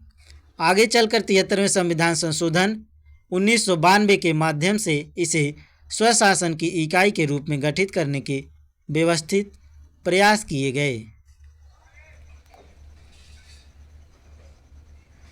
निम्न में से कौन सा विकेंद्रीकरण वैशिष्ट नहीं है? स्वायत्तता, लोक सहभागिता, स्थानीय समुदाय में आत्मविश्वास को नहीं जगाना, स्थानीय समुदाय को सशक्त बनाना, उपयुक्त में से कोई नहीं, उपयुक्त में से एक से अधिक। निम्न में से कौन सा विकेंद्रीकरण का वैशिष्ट नहीं है? तो ये नहीं है स्थानीय समुदायों में आत्मविश्वास को नहीं जगाना। ये गलत बात है फ्रेंड। दिए गए विकल्पों में स्थानीय समुदाय में आत्मविश्वास को नहीं जगाना विकेंद्रीकरण का वैशिष्ट या विशेषता नहीं है। स्वायत्तता, लोक सहभागिता एवं स्थानीय समुदायों को सशक्त बनाना विकेंद्रीकरण की विशेषताएं हैं। भारत में पंचायती राज व्यवस्था सर्वप्रथम राजस्थान में प्रारंभ की गई। राजस्थान और कहाँ? तो बताइए फ्रेंड। हरियाणा में, गुजरात में, उत्तर प्रदेश या आंध्र प्रदेश में। भारत में पंचायती राज व्यवस्था सर्वप्रथम राजस्थान और आंध्र प्रदेश में प्रारंभ की गई थी। बहुत इंपॉर्टेंट क्वेश्चन है फ्रेंड, इसको ध्यान रखिएगा। संविधान के अनुच्छेद 40 में राज्यों के पंचायतों के गठन का निर्देश दिया गया है। 1957 में बलवंत राय मेहता समिति के त्रिस्तरीय पंचायतों के गठन की सिफारिश की। इनकी सिफारिश के आधार पर पंडित जवाहरलाल नेहरू ने 2 अक्टूबर 1959 को राजस्थान के नागौर जिले में पंचायती राज का उद्घाटन किया। तत्पश्चात आंध्र प्रदेश में भी इस व्यवस्था को अपने यहाँ लागू कर पंचायती राज प्रणाली लागू करने वाला दूसरा राज्य बन गया। तो ध्यान रखिएगा फ्रेंड, पहला राज्य पूछे तो राजस्थान का नागौर जिला और दूसरा पूछे तो आंध्र प्रदेश है। पंचायती राज सर्वप्रथम प्रवर्तित किया गया है आंध्र प्रदेश में, उत्तर प्रदेश में, हिमाचल प्रदेश में, राजस्थान में। पंचायती राज सर्वप्रथम प्रवर्तित किया गया है तो राजस्थान में, सर्वप्रथम राजस्थान में और दूसरा आंध्र प्रदेश में।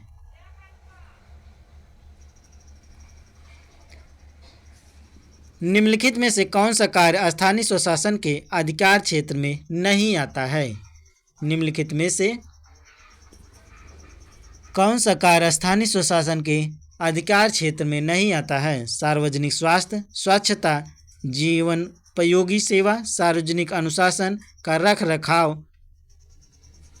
तो बताइए फ्रेंड, कौन सा कार्य स्थानीय स्वशासन के अधिकार के क्षेत्र में नहीं आता है? तो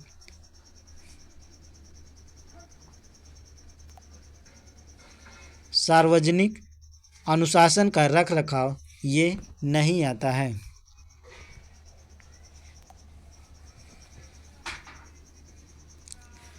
स्थानीय स्वशासन के अधिकार क्षेत्र में सार्वजनिक स्वास्थ्य, स्वच्छता तथा जीवन उपयोगी सेवा आते हैं, किंतु सार्वजनिक अनुशासन का रखरखाव नहीं आता है। सार्वजनिक अनुशासन का रखरखाव कार्यप्रणाली कार्यपालिका के क्षेत्र में आता है। निम्नलिखित कथनों पर विचार कीजिए। 73वें संविधान संशोधन के बाद विकेंद्रीकरण किया गया। निर्णय लेने की शक्तियों का, पूर्ण व्यवस्था का, न्यायिक शक्तियों का, प्रशासनिक शक्तियों का। तो बताइए फ्रेंड, 73वें संशोधन के बाद विकेंद्रीकरण किया गया, तो इसमें सही कथन बताना है फ्रेंड। इसको कूट में दिया गया है, तो इसका विकल्प जो है सी सही है, केवल 1, 2 और 4। तो देख लीजिए फ्रेंड, 1, 2 और 4 मतलब 3 जो है गलत है फ्रेंड। 73वें संशोधन के बाद विकेंद्रीकरण किया गया। निर्णय लेने की शक्तियों का, पूर्ण व्यवस्था का और प्रशासनिक शक्तियों का। तो इसलिए इसका विकल्प जो है सी सही है, केवल 1, 2, 4।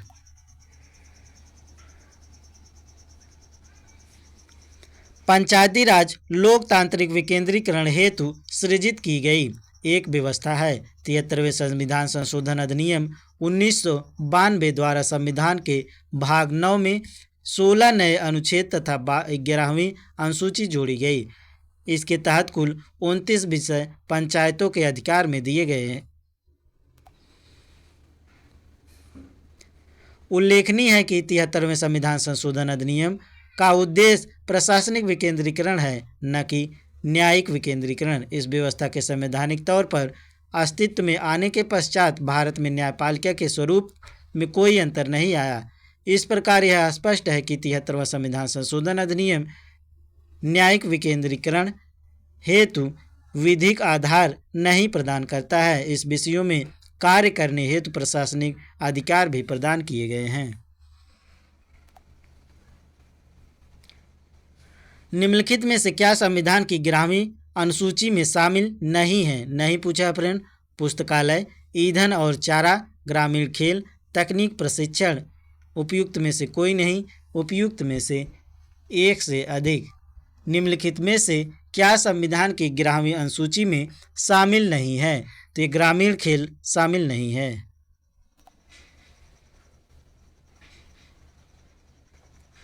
संविधान की 11वीं अनुसूची में पंचायतों को विनिर्दिष्ट किए जाने वाले विषयों का उल्लेख है, जिसमें कुल 29 विषय शामिल हैं। पुस्तकालय, ईंधन और चारा, तकनीक प्रशिक्षण और व्यावसायिक शिक्षा, पेयजल, ग्रामीण आवासन, लघु वन उपज, मत्स्य उद्योग, बाजार और मेले इत्यादि विषय में शामिल नहीं है। शामिल हैं फ्रेंड, इसको ध्यान रखिए, शामिल हैं ये। लेकिन ग्रामीण खेल का उल्लेख 11वीं अनुसूची में नहीं है, तो इसको ध्यान रखिएगा फ्रेंड।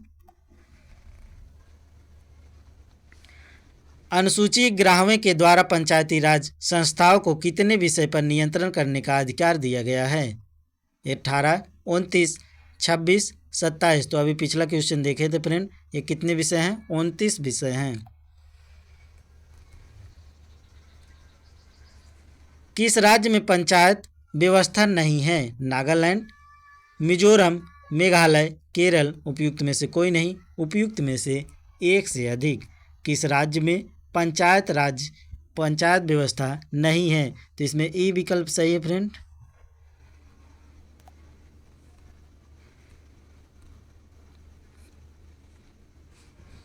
भारतीय संविधान के अनुच्छेद 243 ड के खंड 2 के अनुसार पंचायत संबंधी प्रावधान नागालैंड, मेघालय और मिजोरम राज्य तथा मणिपुर राज्य के ऐसे पर्वतीय क्षेत्रों में जहां जिला परिषदें विद्यमान या लागू नहीं होगा। अतः इस प्रश्न का सही उत्तर ई अर्थात उपयुक्त में से एक से अधिक है। तो इसको ध्यान रखिएगा फ्रेंड। नागालैंड, मेघालय और मिजोरम तथा मणिपुर राज्य में पंचायत राज नहीं है।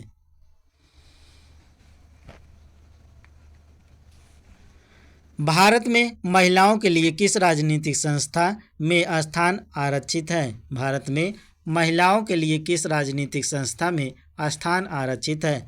पंचायती राज, राज्य विधानसभा, राज्यसभा, लोकसभा। उपयुक्त में से कोई नहीं, उपयुक्त में से एक से अधिक। भारत में महिलाओं के लिए किस राजनीतिक संस्था में स्थान आरक्षित है?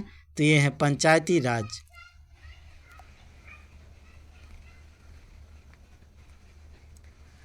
भारत में महिलाओं के लिए पंचायती राज संस्थाओं में सभी स्तरों पर संविधान के तहत 1/3 स्थान आरक्षित किए गए हैं। कई राज्यों में स्थानीय निकायों में महिलाओं के लिए आरक्षण बढ़ाकर 50% किया गया है। फ्रेंड, अब तक वीडियो को लाइक शेयर सब्सक्राइब ना किए हों तो कर दीजिएगा टीचिंग दर्पण को, ताकि आपको नए नए वीडियो मिलता रहें। और कोई सलाह हो, सुझाव हो तो वो भी बताइए कमेंट बॉक्स में। और इसका PDF प्राप्त करने के लिए टीचिंग दर्पण टेलीग्राम को ज्वाइन कर लीजिएगा। तो चलिए फ्रेंड, अगला क्वेश्चन देखते हैं। किन राज्यों ने पंचायती राज संस्थाओं में स्त्रियों के 50% आरक्षण को वैध किया है? किस राज्य ने पंचायती राज संस्थाओं में स्त्रियों के 50% आरक्षण को वैध किया है? बिहार, उत्तराखंड, मध्य प्रदेश, हिमाचल प्रदेश। तो इसमें कोट में बताना है फ्रेंड, तो बताइए। इसमें जो है सभी हो जाएंगे, अर्थात विकल्प जो है डी सही है। ये सभी राज्य किए हैं 50% आरक्षण, बिहार, उत्तराखंड, मध्य प्रदेश और हिमाचल प्रदेश। तो इसका विकल्प जो है डी सही है। 1 2 3 4।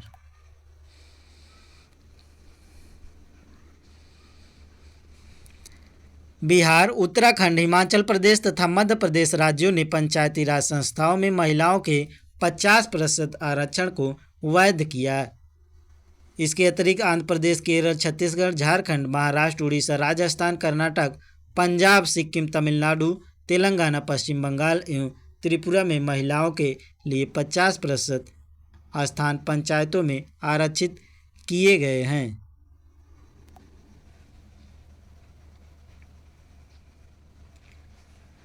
किन राज्य सरकारों ने 2010 तक स्थानीय निकायों में महिलाओं का आरक्षण 50% कर दिया है?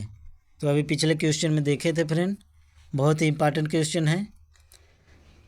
बिहार, उत्तर प्रदेश, राजस्थान, ये गलत है। बिहार, मध्य प्रदेश, हिमाचल प्रदेश। अगला है बिहार, मध्य प्रदेश, केरल, बिहार, हिमाचल प्रदेश, उत्तर प्रदेश। तो अभी पिछले क्वेश्चन में देखे थे फ्रेंड, तो ये है बिहार, मध्य प्रदेश और हिमाचल प्रदेश।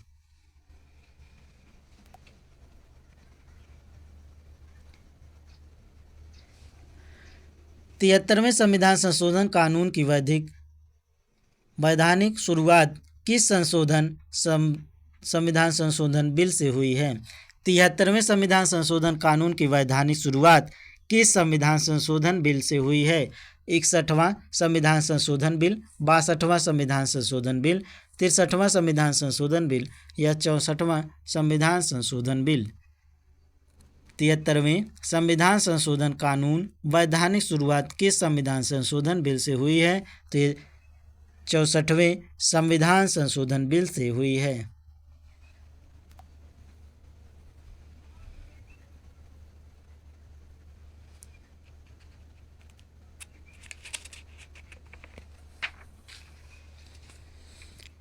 पंचायती राज संस्थाओं को संवैधानिक दर्जा प्रदान करने वाले 73वें संविधान संशोधन अधिनियम की वैधानिक शुरुआत मूलतः 64वें संविधान संशोधन विधेयक बिल द्वारा हुई थी। इस बिल को तत्कालिक प्रधानमंत्री राजीव गांधी ने 1900 मई 1989 में लोकसभा में प्रस्तुत किया था।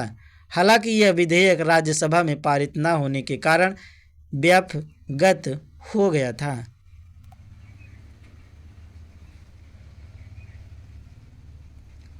तत्पश्चात 72वां संविधान संशोधन विधेयक 1991 संसद के दोनों सदनों द्वारा पारित होकर 73वें संविधान संशोधन अधिनियम 1992 के रूप में अधिनियमित हुआ था।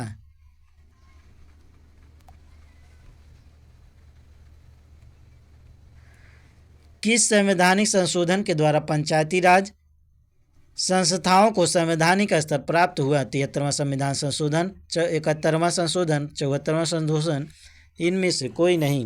किस संवैधानिक संशोधन के द्वारा पंचायती राज संस्थाओं को संवैधानिक स्तर प्राप्त हुआ? तो 73वां संशोधन था।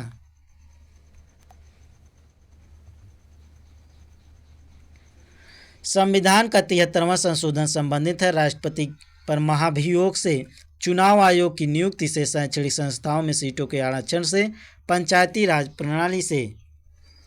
संविधान का 73वां संशोधन संबंधित है तो ये पंचायती राज प्रणाली से संबंधित है।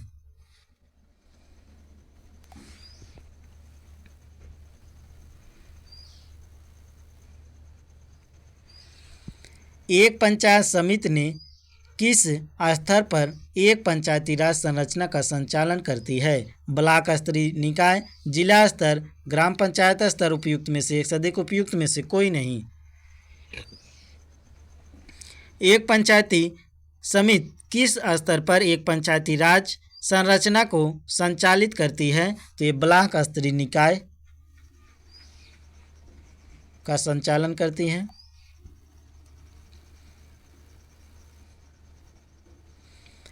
73वें संविधान संशोधन अधिनियम 1992 के प्रावधान के आलोक में बिहार पंचायती राज अधिनियम 2006 को अधिनियमित किया गया है। इसके अधिनियम ग्राम स्तर पर ग्राम पंचायत, प्रखंड स्तर पर पंचायत समिति तथा जिला स्तर पर जिला परिषद गठित होती है। भारत में इनमें से कौन सा विषय पंचायती राज संस्थाओं की शक्तियों के अंतर्गत नहीं आता है? भूमि सुधारों का क्रियान्वयन, न्यायिक पुनर्वीक्षण, जुडिशियल रिव्यू। अगला है निर्धरता निवारण कार्यक्रमों का क्रियान्वयन, इनमें से कोई नहीं। तो इसमें विकल्प बी सही है फ्रेंड, न्यायिक पुनर्वीक्षण, जुडिशियल रिव्यू।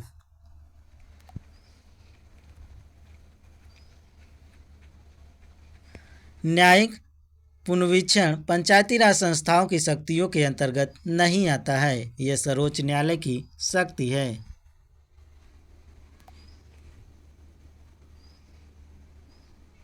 पंचायतों की वित्तीय स्थितियों की समीक्षा के लिए राज्य सरकार प्रत्येक 5 वर्षों में क्या गठित करती है? वित्त आयोग, वित्त समिति, सलाहकार आयोग, सलाहकार समिति। उपयुक्त में से कोई नहीं, उपयुक्त में से एक से अधिक।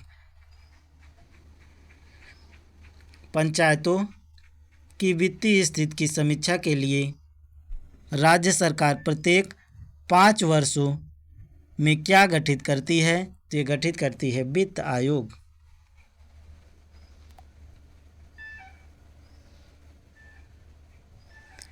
पंचायतों की वित्तीय स्थिति की समीक्षा के लिए राज्य सरकार प्रत्येक 5 वर्ष में वित्त आयोग का गठन करती है। संविधान के अनुच्छेद 243 के तहत वित्त आयोग के गठन का प्रावधान है। इसके तहत वित्त आयोग का गठन राज्यपाल करता है।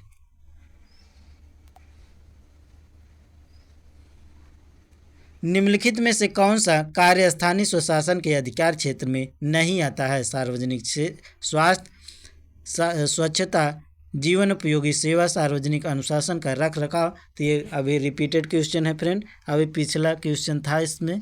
निम्नलिखित में से कौन सा स्थानीय स्वशासन के अधिकार क्षेत्र में नहीं आता है? तो ये है सार्वजनिक अनुशासन का रख रखाव।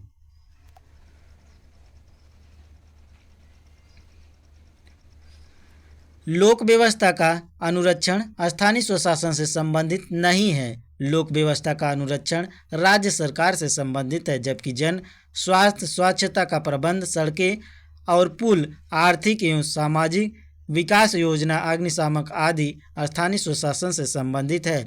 अनुच्छेद 243 पंचायतों की शक्तियों, प्राधिकारों और उत्तरदायित्वों से तथा अनुच्छेद 243 नगर पालिकाओं आदि की शक्तियों, प्राधिकारों और उत्तरदायित्वों से संबंधित है। भारत में इनमें से कौन सा विषय पंचायती राज संस्थाओं की शक्तियों के अंतर्गत नहीं आता है? भूमि सुधारों का क्रियान्वयन, न्यायिक पुनर्वीक्षण, जुडिशियल रिव्यू और निर्धरता निवारण कार्यक्रम का क्रियान्वयन, इनमें से कोई नहीं। तो अभी पिछला क्वेश्चन देखे थे फ्रेंड, रिपीटेड क्वेश्चन है, तो इसमें बी विकल्प हो जाएगा, न्यायिक पुनर्वीक्षण, जुडिशियल रिव्यू। तो ऐसे ही कई बार रिपीट होकर क्वेश्चन आ रहा है फ्रेंड, तो ध्यान रखिएगा। पूरा क्वेश्चन जो है 2 या 3 बार वीडियो वॉच कर लीजिएगा, कंठस्थ हो जाएगा ताकि आपको।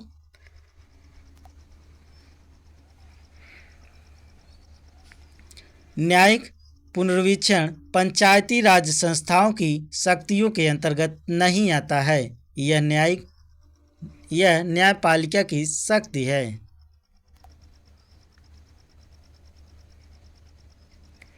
निम्नलिखित में से किसे समुदाय विकास के लिए पहले कार्यक्रम के रूप में स्थापित किया गया था? सहयोग आंदोलन, राष्ट्रीय विस्तार सेवा, एकीकृत ग्रामीण विकास कार्यक्रम, या उपयुक्त में से एक से अधिक? उपयुक्त में से कोई नहीं। निम्नलिखित में से किसे समुदाय विकास के पहले कार्यक्रम के रूप में स्थापित किया गया था? तो यह है सहयोग आंदोलन।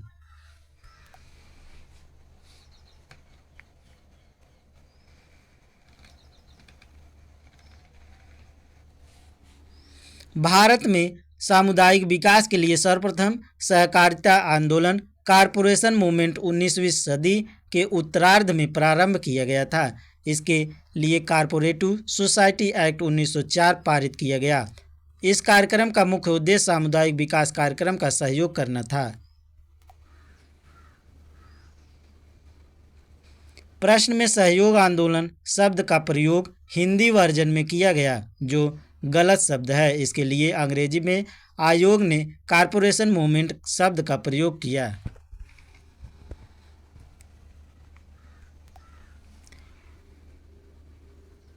अगला फ्रेंड, सूची 1 को सूची 2 से मिलान कीजिए। तो इसमें कूट दिया है। पहला सूची है पंचायती राज समितियां और दूसरे तरफ वर्ष दिया है। इसमें दिया है CH हनुमंता राव। अगला है GV राव, अशोक मेहता, LM सिंघवी, बलवंत राय मेहता। दूसरे तरफ सन दिया है फ्रेंड 1985, 1986, 1984, 1957 और 1978। तो इसको मिलान करना है फ्रेंड। तो मिला लीजिए। पहला का हो जाएगा CH हनुमंता जो कि हो जाएगा 1984। उसके बाद हो जाएगा GV राव जो कि हो जाएंगे 1985 में। अशोक मेहता जो है ये 1978 में। LM सिंघवी जो है ये 1986 में और बलवंत राय मेहता 1957 में। तो इसको मिला लीजिएगा फ्रेंड। इसका विकल्प जो है डी सही है फ्रेंड। 3, 1, 5, 2, 4।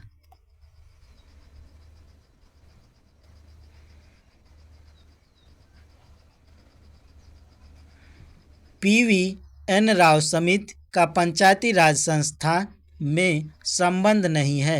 शेष अन्य समिति पंचायती राज व्यवस्था से संबंधित है। पंचायती राज्य से संबंधित प्रमुख समितियां हैं बलवंत राय मेहता समिति 1957, संथानम समिति 1963 एवं 64, अशोक मेहता समिति 1977 से 78, GV राव समिति 1985,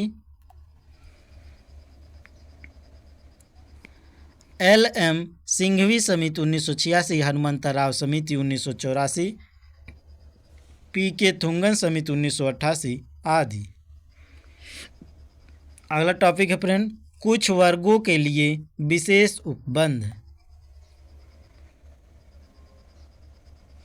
जिसमें पहला क्वेश्चन है फ्रेंड 14 अगस्त 2007 को संसद द्वारा भारतीय संविधान में संशोधन के उपरांत अब अनुसूचित जाति को सूची जातियों में जातियों की संख्या कितनी है? तो इसको बताना है फ्रेंड। 607, 1206, 1410, 1500। 14 अगस्त 2007 को संसद द्वारा भारतीय संविधान में संशोधन के उपरांत अब अनुसूचित जाति की सूची में जातियों की संख्या कितनी है? तो 1206 है।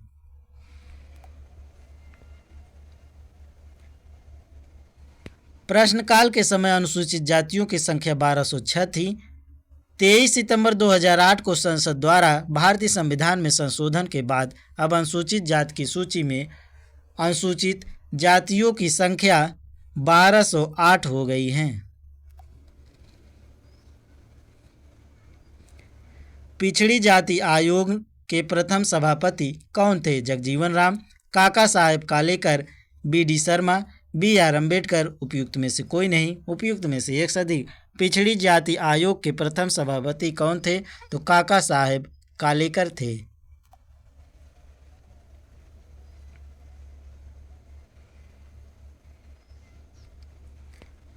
भारत के संविधान के अनुच्छेद 340 के तहत भारत के राष्ट्रपति के आदेश द्वारा प्रथम अखिल भारतीय पिछड़ी जाति आयोग का गठन 29 जनवरी 1953 को हुआ था। इस आयोग के अध्यक्ष काका साहेब कालेकर थे।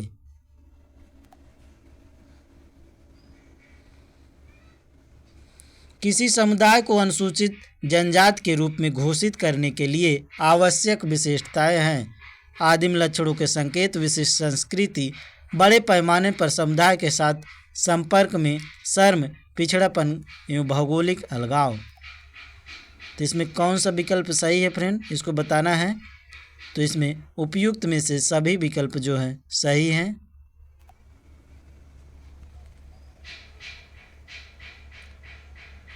भारतीय संविधान के अनुच्छेद 342 में अनुसूचित जातियों जनजातियों के संबंध में प्रावधान किया गया है।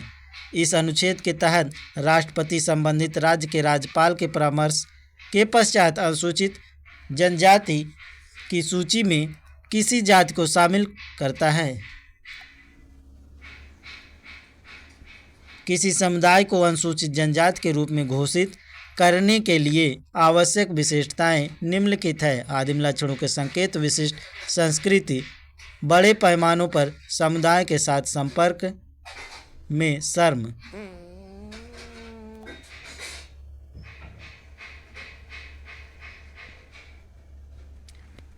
पिछड़ापन एवं भौगोलिक अलगाव। अगला फ्रेंड प्रश्न विविधता। अब तक जितने टॉपिक पढ़े हैं फ्रेंड उसका निचोड़ है, तो इसमें बताइएगा आप लोग। पहला क्वेश्चन है, भारत में चलित न्यायालय मोबाइल कोर्ट इसका मानसपुत्र है। न्यायमूर्ति भगवती, श्री राजीव गांधी, डॉक्टर APJ अब्दुल कलाम, श्रीमती प्रतिभा देवी पाटिल। तो बताइए फ्रेंड, भारत में चलित न्यायालय मोबाइल कोर्ट इसका मानसपुत्र है। तो यह है डॉक्टर APJ अब्दुल कलाम।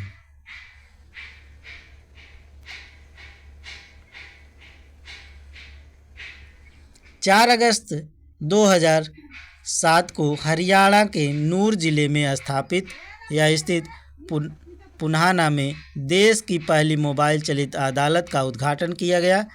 इसका शुभारंभ भारत के तत्कालीन मुख्यमंत्री न्यायाधीश KG बालकृष्णन ने किया। इसका उद्देश्य सुदूर और पिछड़े इलाकों तथा न्यायिक व्यवस्था का लाभ पहुंचाना है। इस प्रकार न्यायालयों की परिकल्पना सर्वप्रथम भूतपूर्व राष्ट्रपति डॉक्टर APJ अब्दुल कलाम ने की थी। निम्नलिखित विशेषताओं में से केंद्रीय शासन व्यवस्था के लिए कौन सही नहीं है? त्वरित निर्णय, लचीलापन, बड़े देशों के लिए आदर्श, कानून की एकरूपता। उपयुक्त में से कोई नहीं, उपयुक्त में से एक से अधिक। तो बताना फ्रेंड, निम्नलिखित विशेषताओं में से केंद्रीय शासन व्यवस्था के लिए कौन सा सही नहीं है? नहीं बताना फ्रेंड। तो ये है बड़े देशों के लिए आदर्श।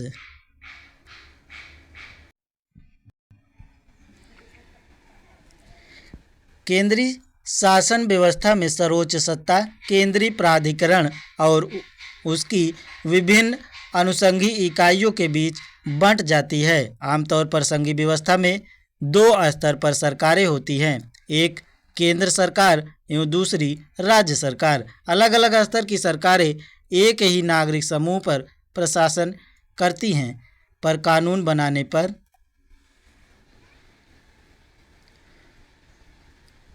कर वसूलने और प्रशासन में उसका अपना अपना अधिकार क्षेत्र होता है। अतः केंद्रीय सरकार व्यवस्था में त्वरित निर्णय, लचीलापन एवं कानून की एकरूपता का परिचायक है, परंतु यह छोटे से देशों के लिए आदर्श व्यवस्था होती है, न कि बड़े देशों के लिए। अगला क्वेश्चन फ्रेंड, निम्न में से कौन संयुक्त राष्ट्र की सुरक्षा परिषद का अस्थायी सदस्य नहीं है? जर्मनी, फ्रांस, ग्रेट ब्रिटेन या चीन। निम्न में से कौन सा संयुक्त राष्ट्र की सुरक्षा परिषद का अस्थायी सदस्य नहीं है? नहीं पूछा फ्रेंड, तो ये जर्मनी हो जाएगा। संयुक्त राष्ट्र सुरक्षा परिषद में कुल 15 सदस्य होते हैं, जिनमें 5 अस्थायी सदस्य संयुक्त राज्य अमेरिका, यूनाइटेड किंगडम, रूस, फ्रांस एवं चीन। शेष 10 अस्थायी सदस्यों 2 वर्ष के कार्यकाल के लिए संयुक्त राष्ट्र महासभा द्वारा चुने जाते हैं। संयुक्त राष्ट्र शांति अभियानों के संदर्भ में निम्नलिखित कथनों पर विचार कीजिए। पहला है, संयुक्त राष्ट्र संघ शांति रक्षक बल का प्रयोग केवल अपनी आत्मरक्षा के लिए कर सकता है। अगला है शांति स्थापना अभियान केवल संयुक्त राष्ट्र सुरक्षा परिषद के एक प्रस्ताव द्वारा वापस लिया जा सकता है। अगला है संयुक्त राज्य अमेरिका संयुक्त राष्ट्र शांति अभियान में सबसे बड़ा बजट योगदान करता है। उपयुक्त में से सही कथन बताना है फ्रेंड। तो ये कूट में आंसर देना है। तो इसमें केवल दूसरा और तीसरा विकल्प जो है सही है, केवल दूसरा और तीसरा। तो देख लीजिए फ्रेंड, दूसरा और तीसरा।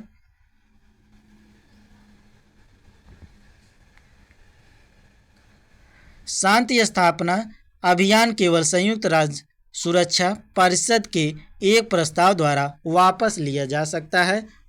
तीसरा है संयुक्त राज्य अमेरिका संयुक्त राष्ट्र शांति अभियान में सबसे बड़ा बजट योगदान करता है।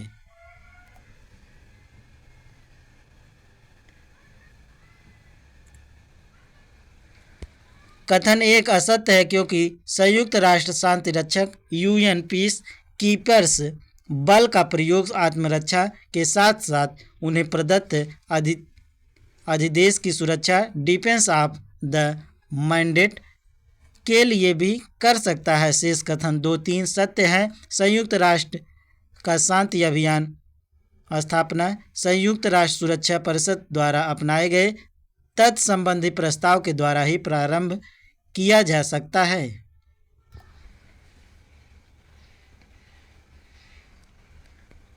इस प्रस्ताव के तहत दिए गए अधिदेश के आधार पर ही संयुक्त राष्ट्र की शांति स्थापना अभियान की तैनाती होती है। साथ ही सुरक्षा परिषद के प्रस्ताव द्वारा ही शांति स्थापना अभियान की अवधि बढ़ाई जा सकती है अथवा उसे वापस लिया जा सकता है।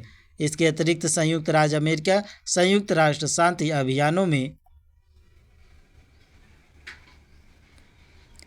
सबसे बड़ा बजट योगदान करता है। संयुक्त राज्य अमेरिका ने वर्ष 2020-21 में संयुक्त राष्ट्र शांति अभियानों में सर्वाधिक लगभग 28% का योगदान दिया था।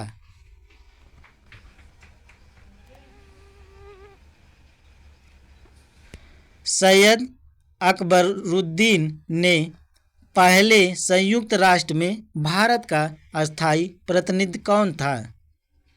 तो बताइए फ्रेंड, सैयद अकबरुद्दीन से पहले संयुक्त राष्ट्र में भारत का अस्थायी प्रतिनिधि कौन था? हरदीप सिंह पुरी, शशि थरूर, अशोक कुमार मुखर्जी, निरुपम सेन। उपयुक्त में से कोई नहीं, उपयुक्त में से एक से अधिक। तो ये थे अशोक कुमार मुखर्जी। अशोक कुमार मुखर्जी अप्रैल 2013 से दिसंबर 2015 की अवधि के दौरान संयुक्त राष्ट्र में भारत के अस्थायी प्रतिनिधि थे, जिनके पश्चात सैयद अकबरुद्दीन जनवरी 2016 से अप्रैल 2020 तक इस पद पर रहे। वर्तमान में संयुक्त राष्ट्र में भारत की अस्थायी प्रतिनिधि रुचिरा कंबोज अगस्त 2022 से हैं।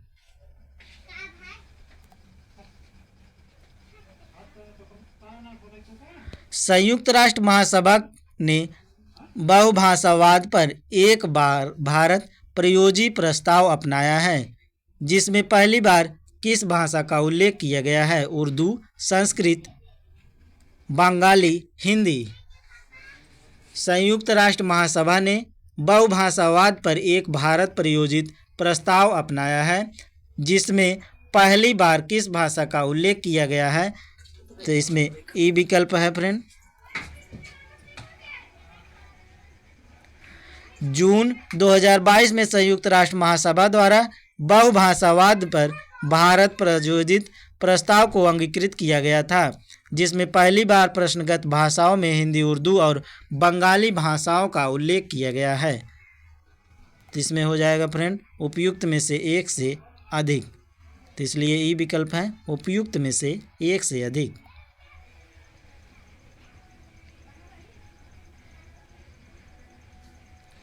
अंतर्राष्ट्रीय न्यायालय का मुख्यालय कहाँ है? द हेग में, न्यूयॉर्क में, जिनेवा में, पेरिस में। अंतर्राष्ट्रीय न्यायालय का मुख्यालय कहाँ है? तो ये है द हेग में।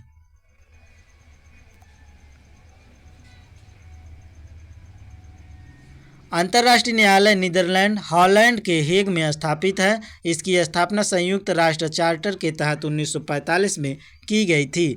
इसने अप्रैल 1946 में कार्य प्रारंभ किया। अंतर्राष्ट्रीय न्यायालय संयुक्त राष्ट्र संघ के 6 प्रधान अंगों में एकमात्र ऐसा है जो न्यूयॉर्क के बाहर स्थित है।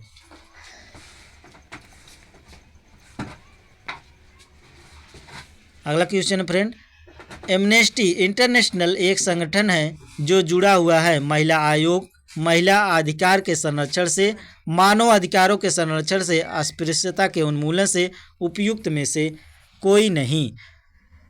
एमनेस्टी इंटरनेशनल एक संगठन है जो जुड़ा हुआ है, तो ये जुड़ा है फ्रेंड मानव अधिकारों के संरक्षण से।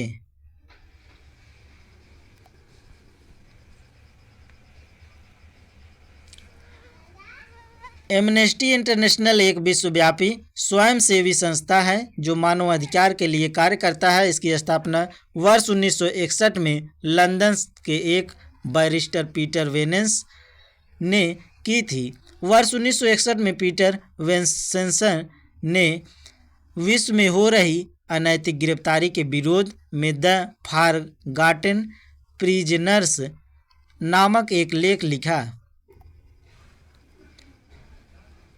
एमनेस्टी इंटरनेशनल उन्हीं के विचारों का एक मूर्त रूप है। इसका मुख्यालय लंदन में है। चीन की समाचार एजेंसी का क्या नाम है? China news, China times, new China news agency, new China report.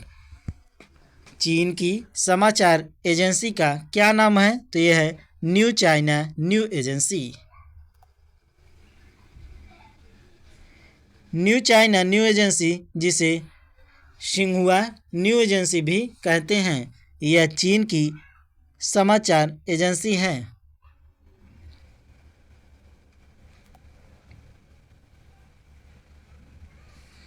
किस देश की सरकारी रिपोर्ट को येलो बुक कहा जाता है? France, Britain, Italy, Germany. किस देश की सरकारी रिपोर्ट को येलो बुक कहा जाता है? तो फ्रांस को।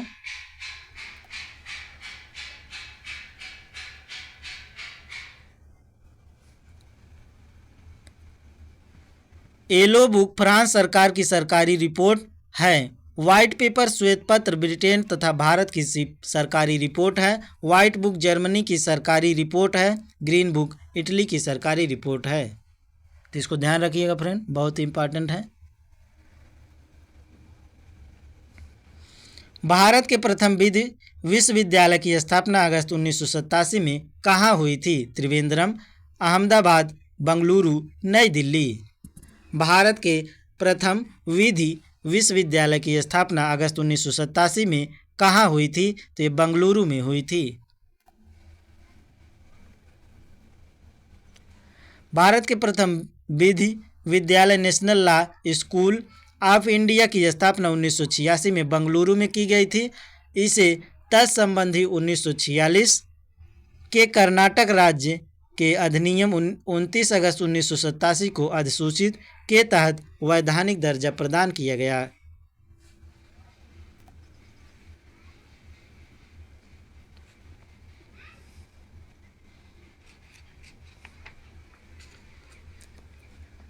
सीमा सुरक्षा बल की स्थापना कब की गई? 1965, 1970, 1910 या 1950? सीमा सुरक्षा बल की स्थापना कब की गई? तो 1965 में की गई थी।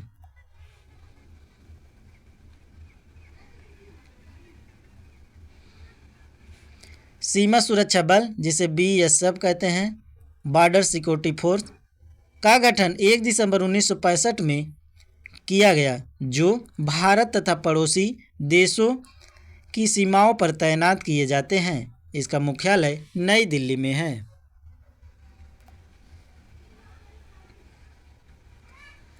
संविधान समीक्षा आयोग, जिसे फरवरी 2000 में गठित किया गया, के अध्यक्ष थे MN वेंकटचलैया, RS सरकारिया, कृष्णा अय्यर, फातिमा बीबी। तो संविधान समीक्षा आयोग, जिसे फरवरी 2000 में गठित किया गया, के अध्यक्ष थे, तो ये थे MN वेंकटचलैया।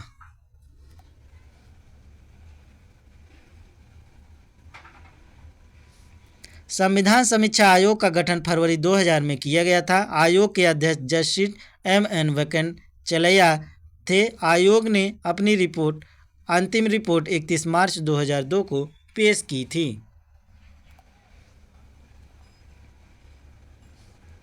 स्वतंत्र भारत के प्रथम विधि आयोग के अध्यक्ष कौन थे? स्वतंत्र भारत के प्रथम विधि आयोग के अध्यक्ष कौन थे? न्यायाधीश JL कपूर, न्यायाधीश VK सुंदरम, न्यायाधीश TV वेंकटरामा अय्यर, श्री MC सेतलवाद। उपयुक्त में से कोई नहीं, उपयुक्त में से एक सदी। स्वतंत्र भारत के प्रथम विधि आयोग के अध्यक्ष श्री MC सेतलवाद थे।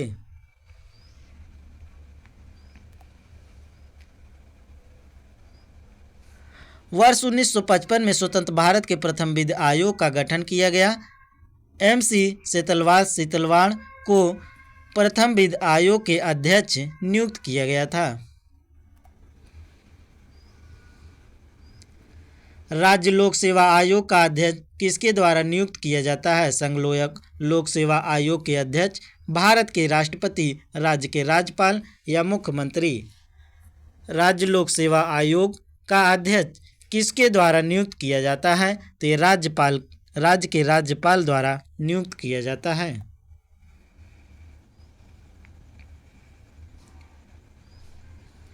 राज्य लोक सेवा आयोग के अध्यक्ष की नियुक्ति राज्य के राज्यपाल द्वारा की जाती है। यद्यपि इसे हटाने का अधिकार राष्ट्रपति को ही है। राष्ट्रपति उन्हें इसी आधार पर हटा सकते हैं जिन आधारों पर संघ लोक सेवा आयोग के अध्यक्ष एवं सदस्यों को हटाया जाता है।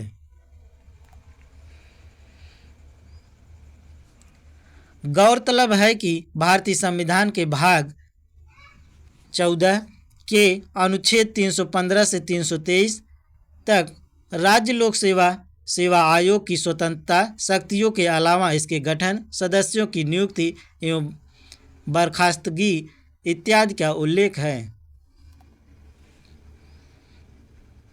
प्रथम भारत रत्न प्राप्त करने वाले थे राजेंद्र प्रसाद, जवाहरलाल नेहरू, लाल बहादुर शास्त्री, S राधाकृष्णन। उपयुक्त में से कोई नहीं, उपयुक्त में से एक से अधिक। प्रथम भारत रत्न प्रदान प्राप्त करने वाले थे तो ये थे S राधाकृष्णन। 66वीं BPSC प्री री एग्ज़ाम 2020 में पूछा गया क्वेश्चन है फ्रेंड, तो इसको ध्यान रखिएगा।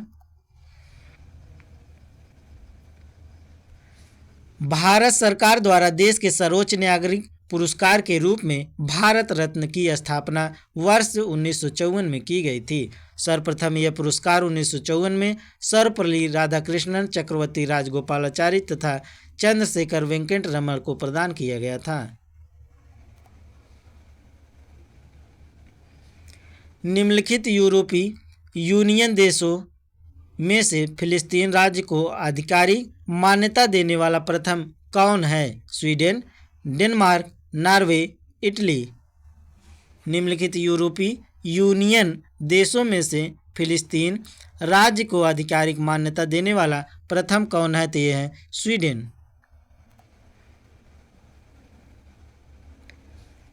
यूरोपीय यूनियन देशों में से फिलिस्तीन राज्य को आधिकारिक मान्यता प्रदान करने वाला प्रथम देश स्वीडन है। अक्टूबर 2014 में स्वीडन द्वारा फिलिस्तीन राज्य को आधिकारिक मान्यता प्रदान की गई है।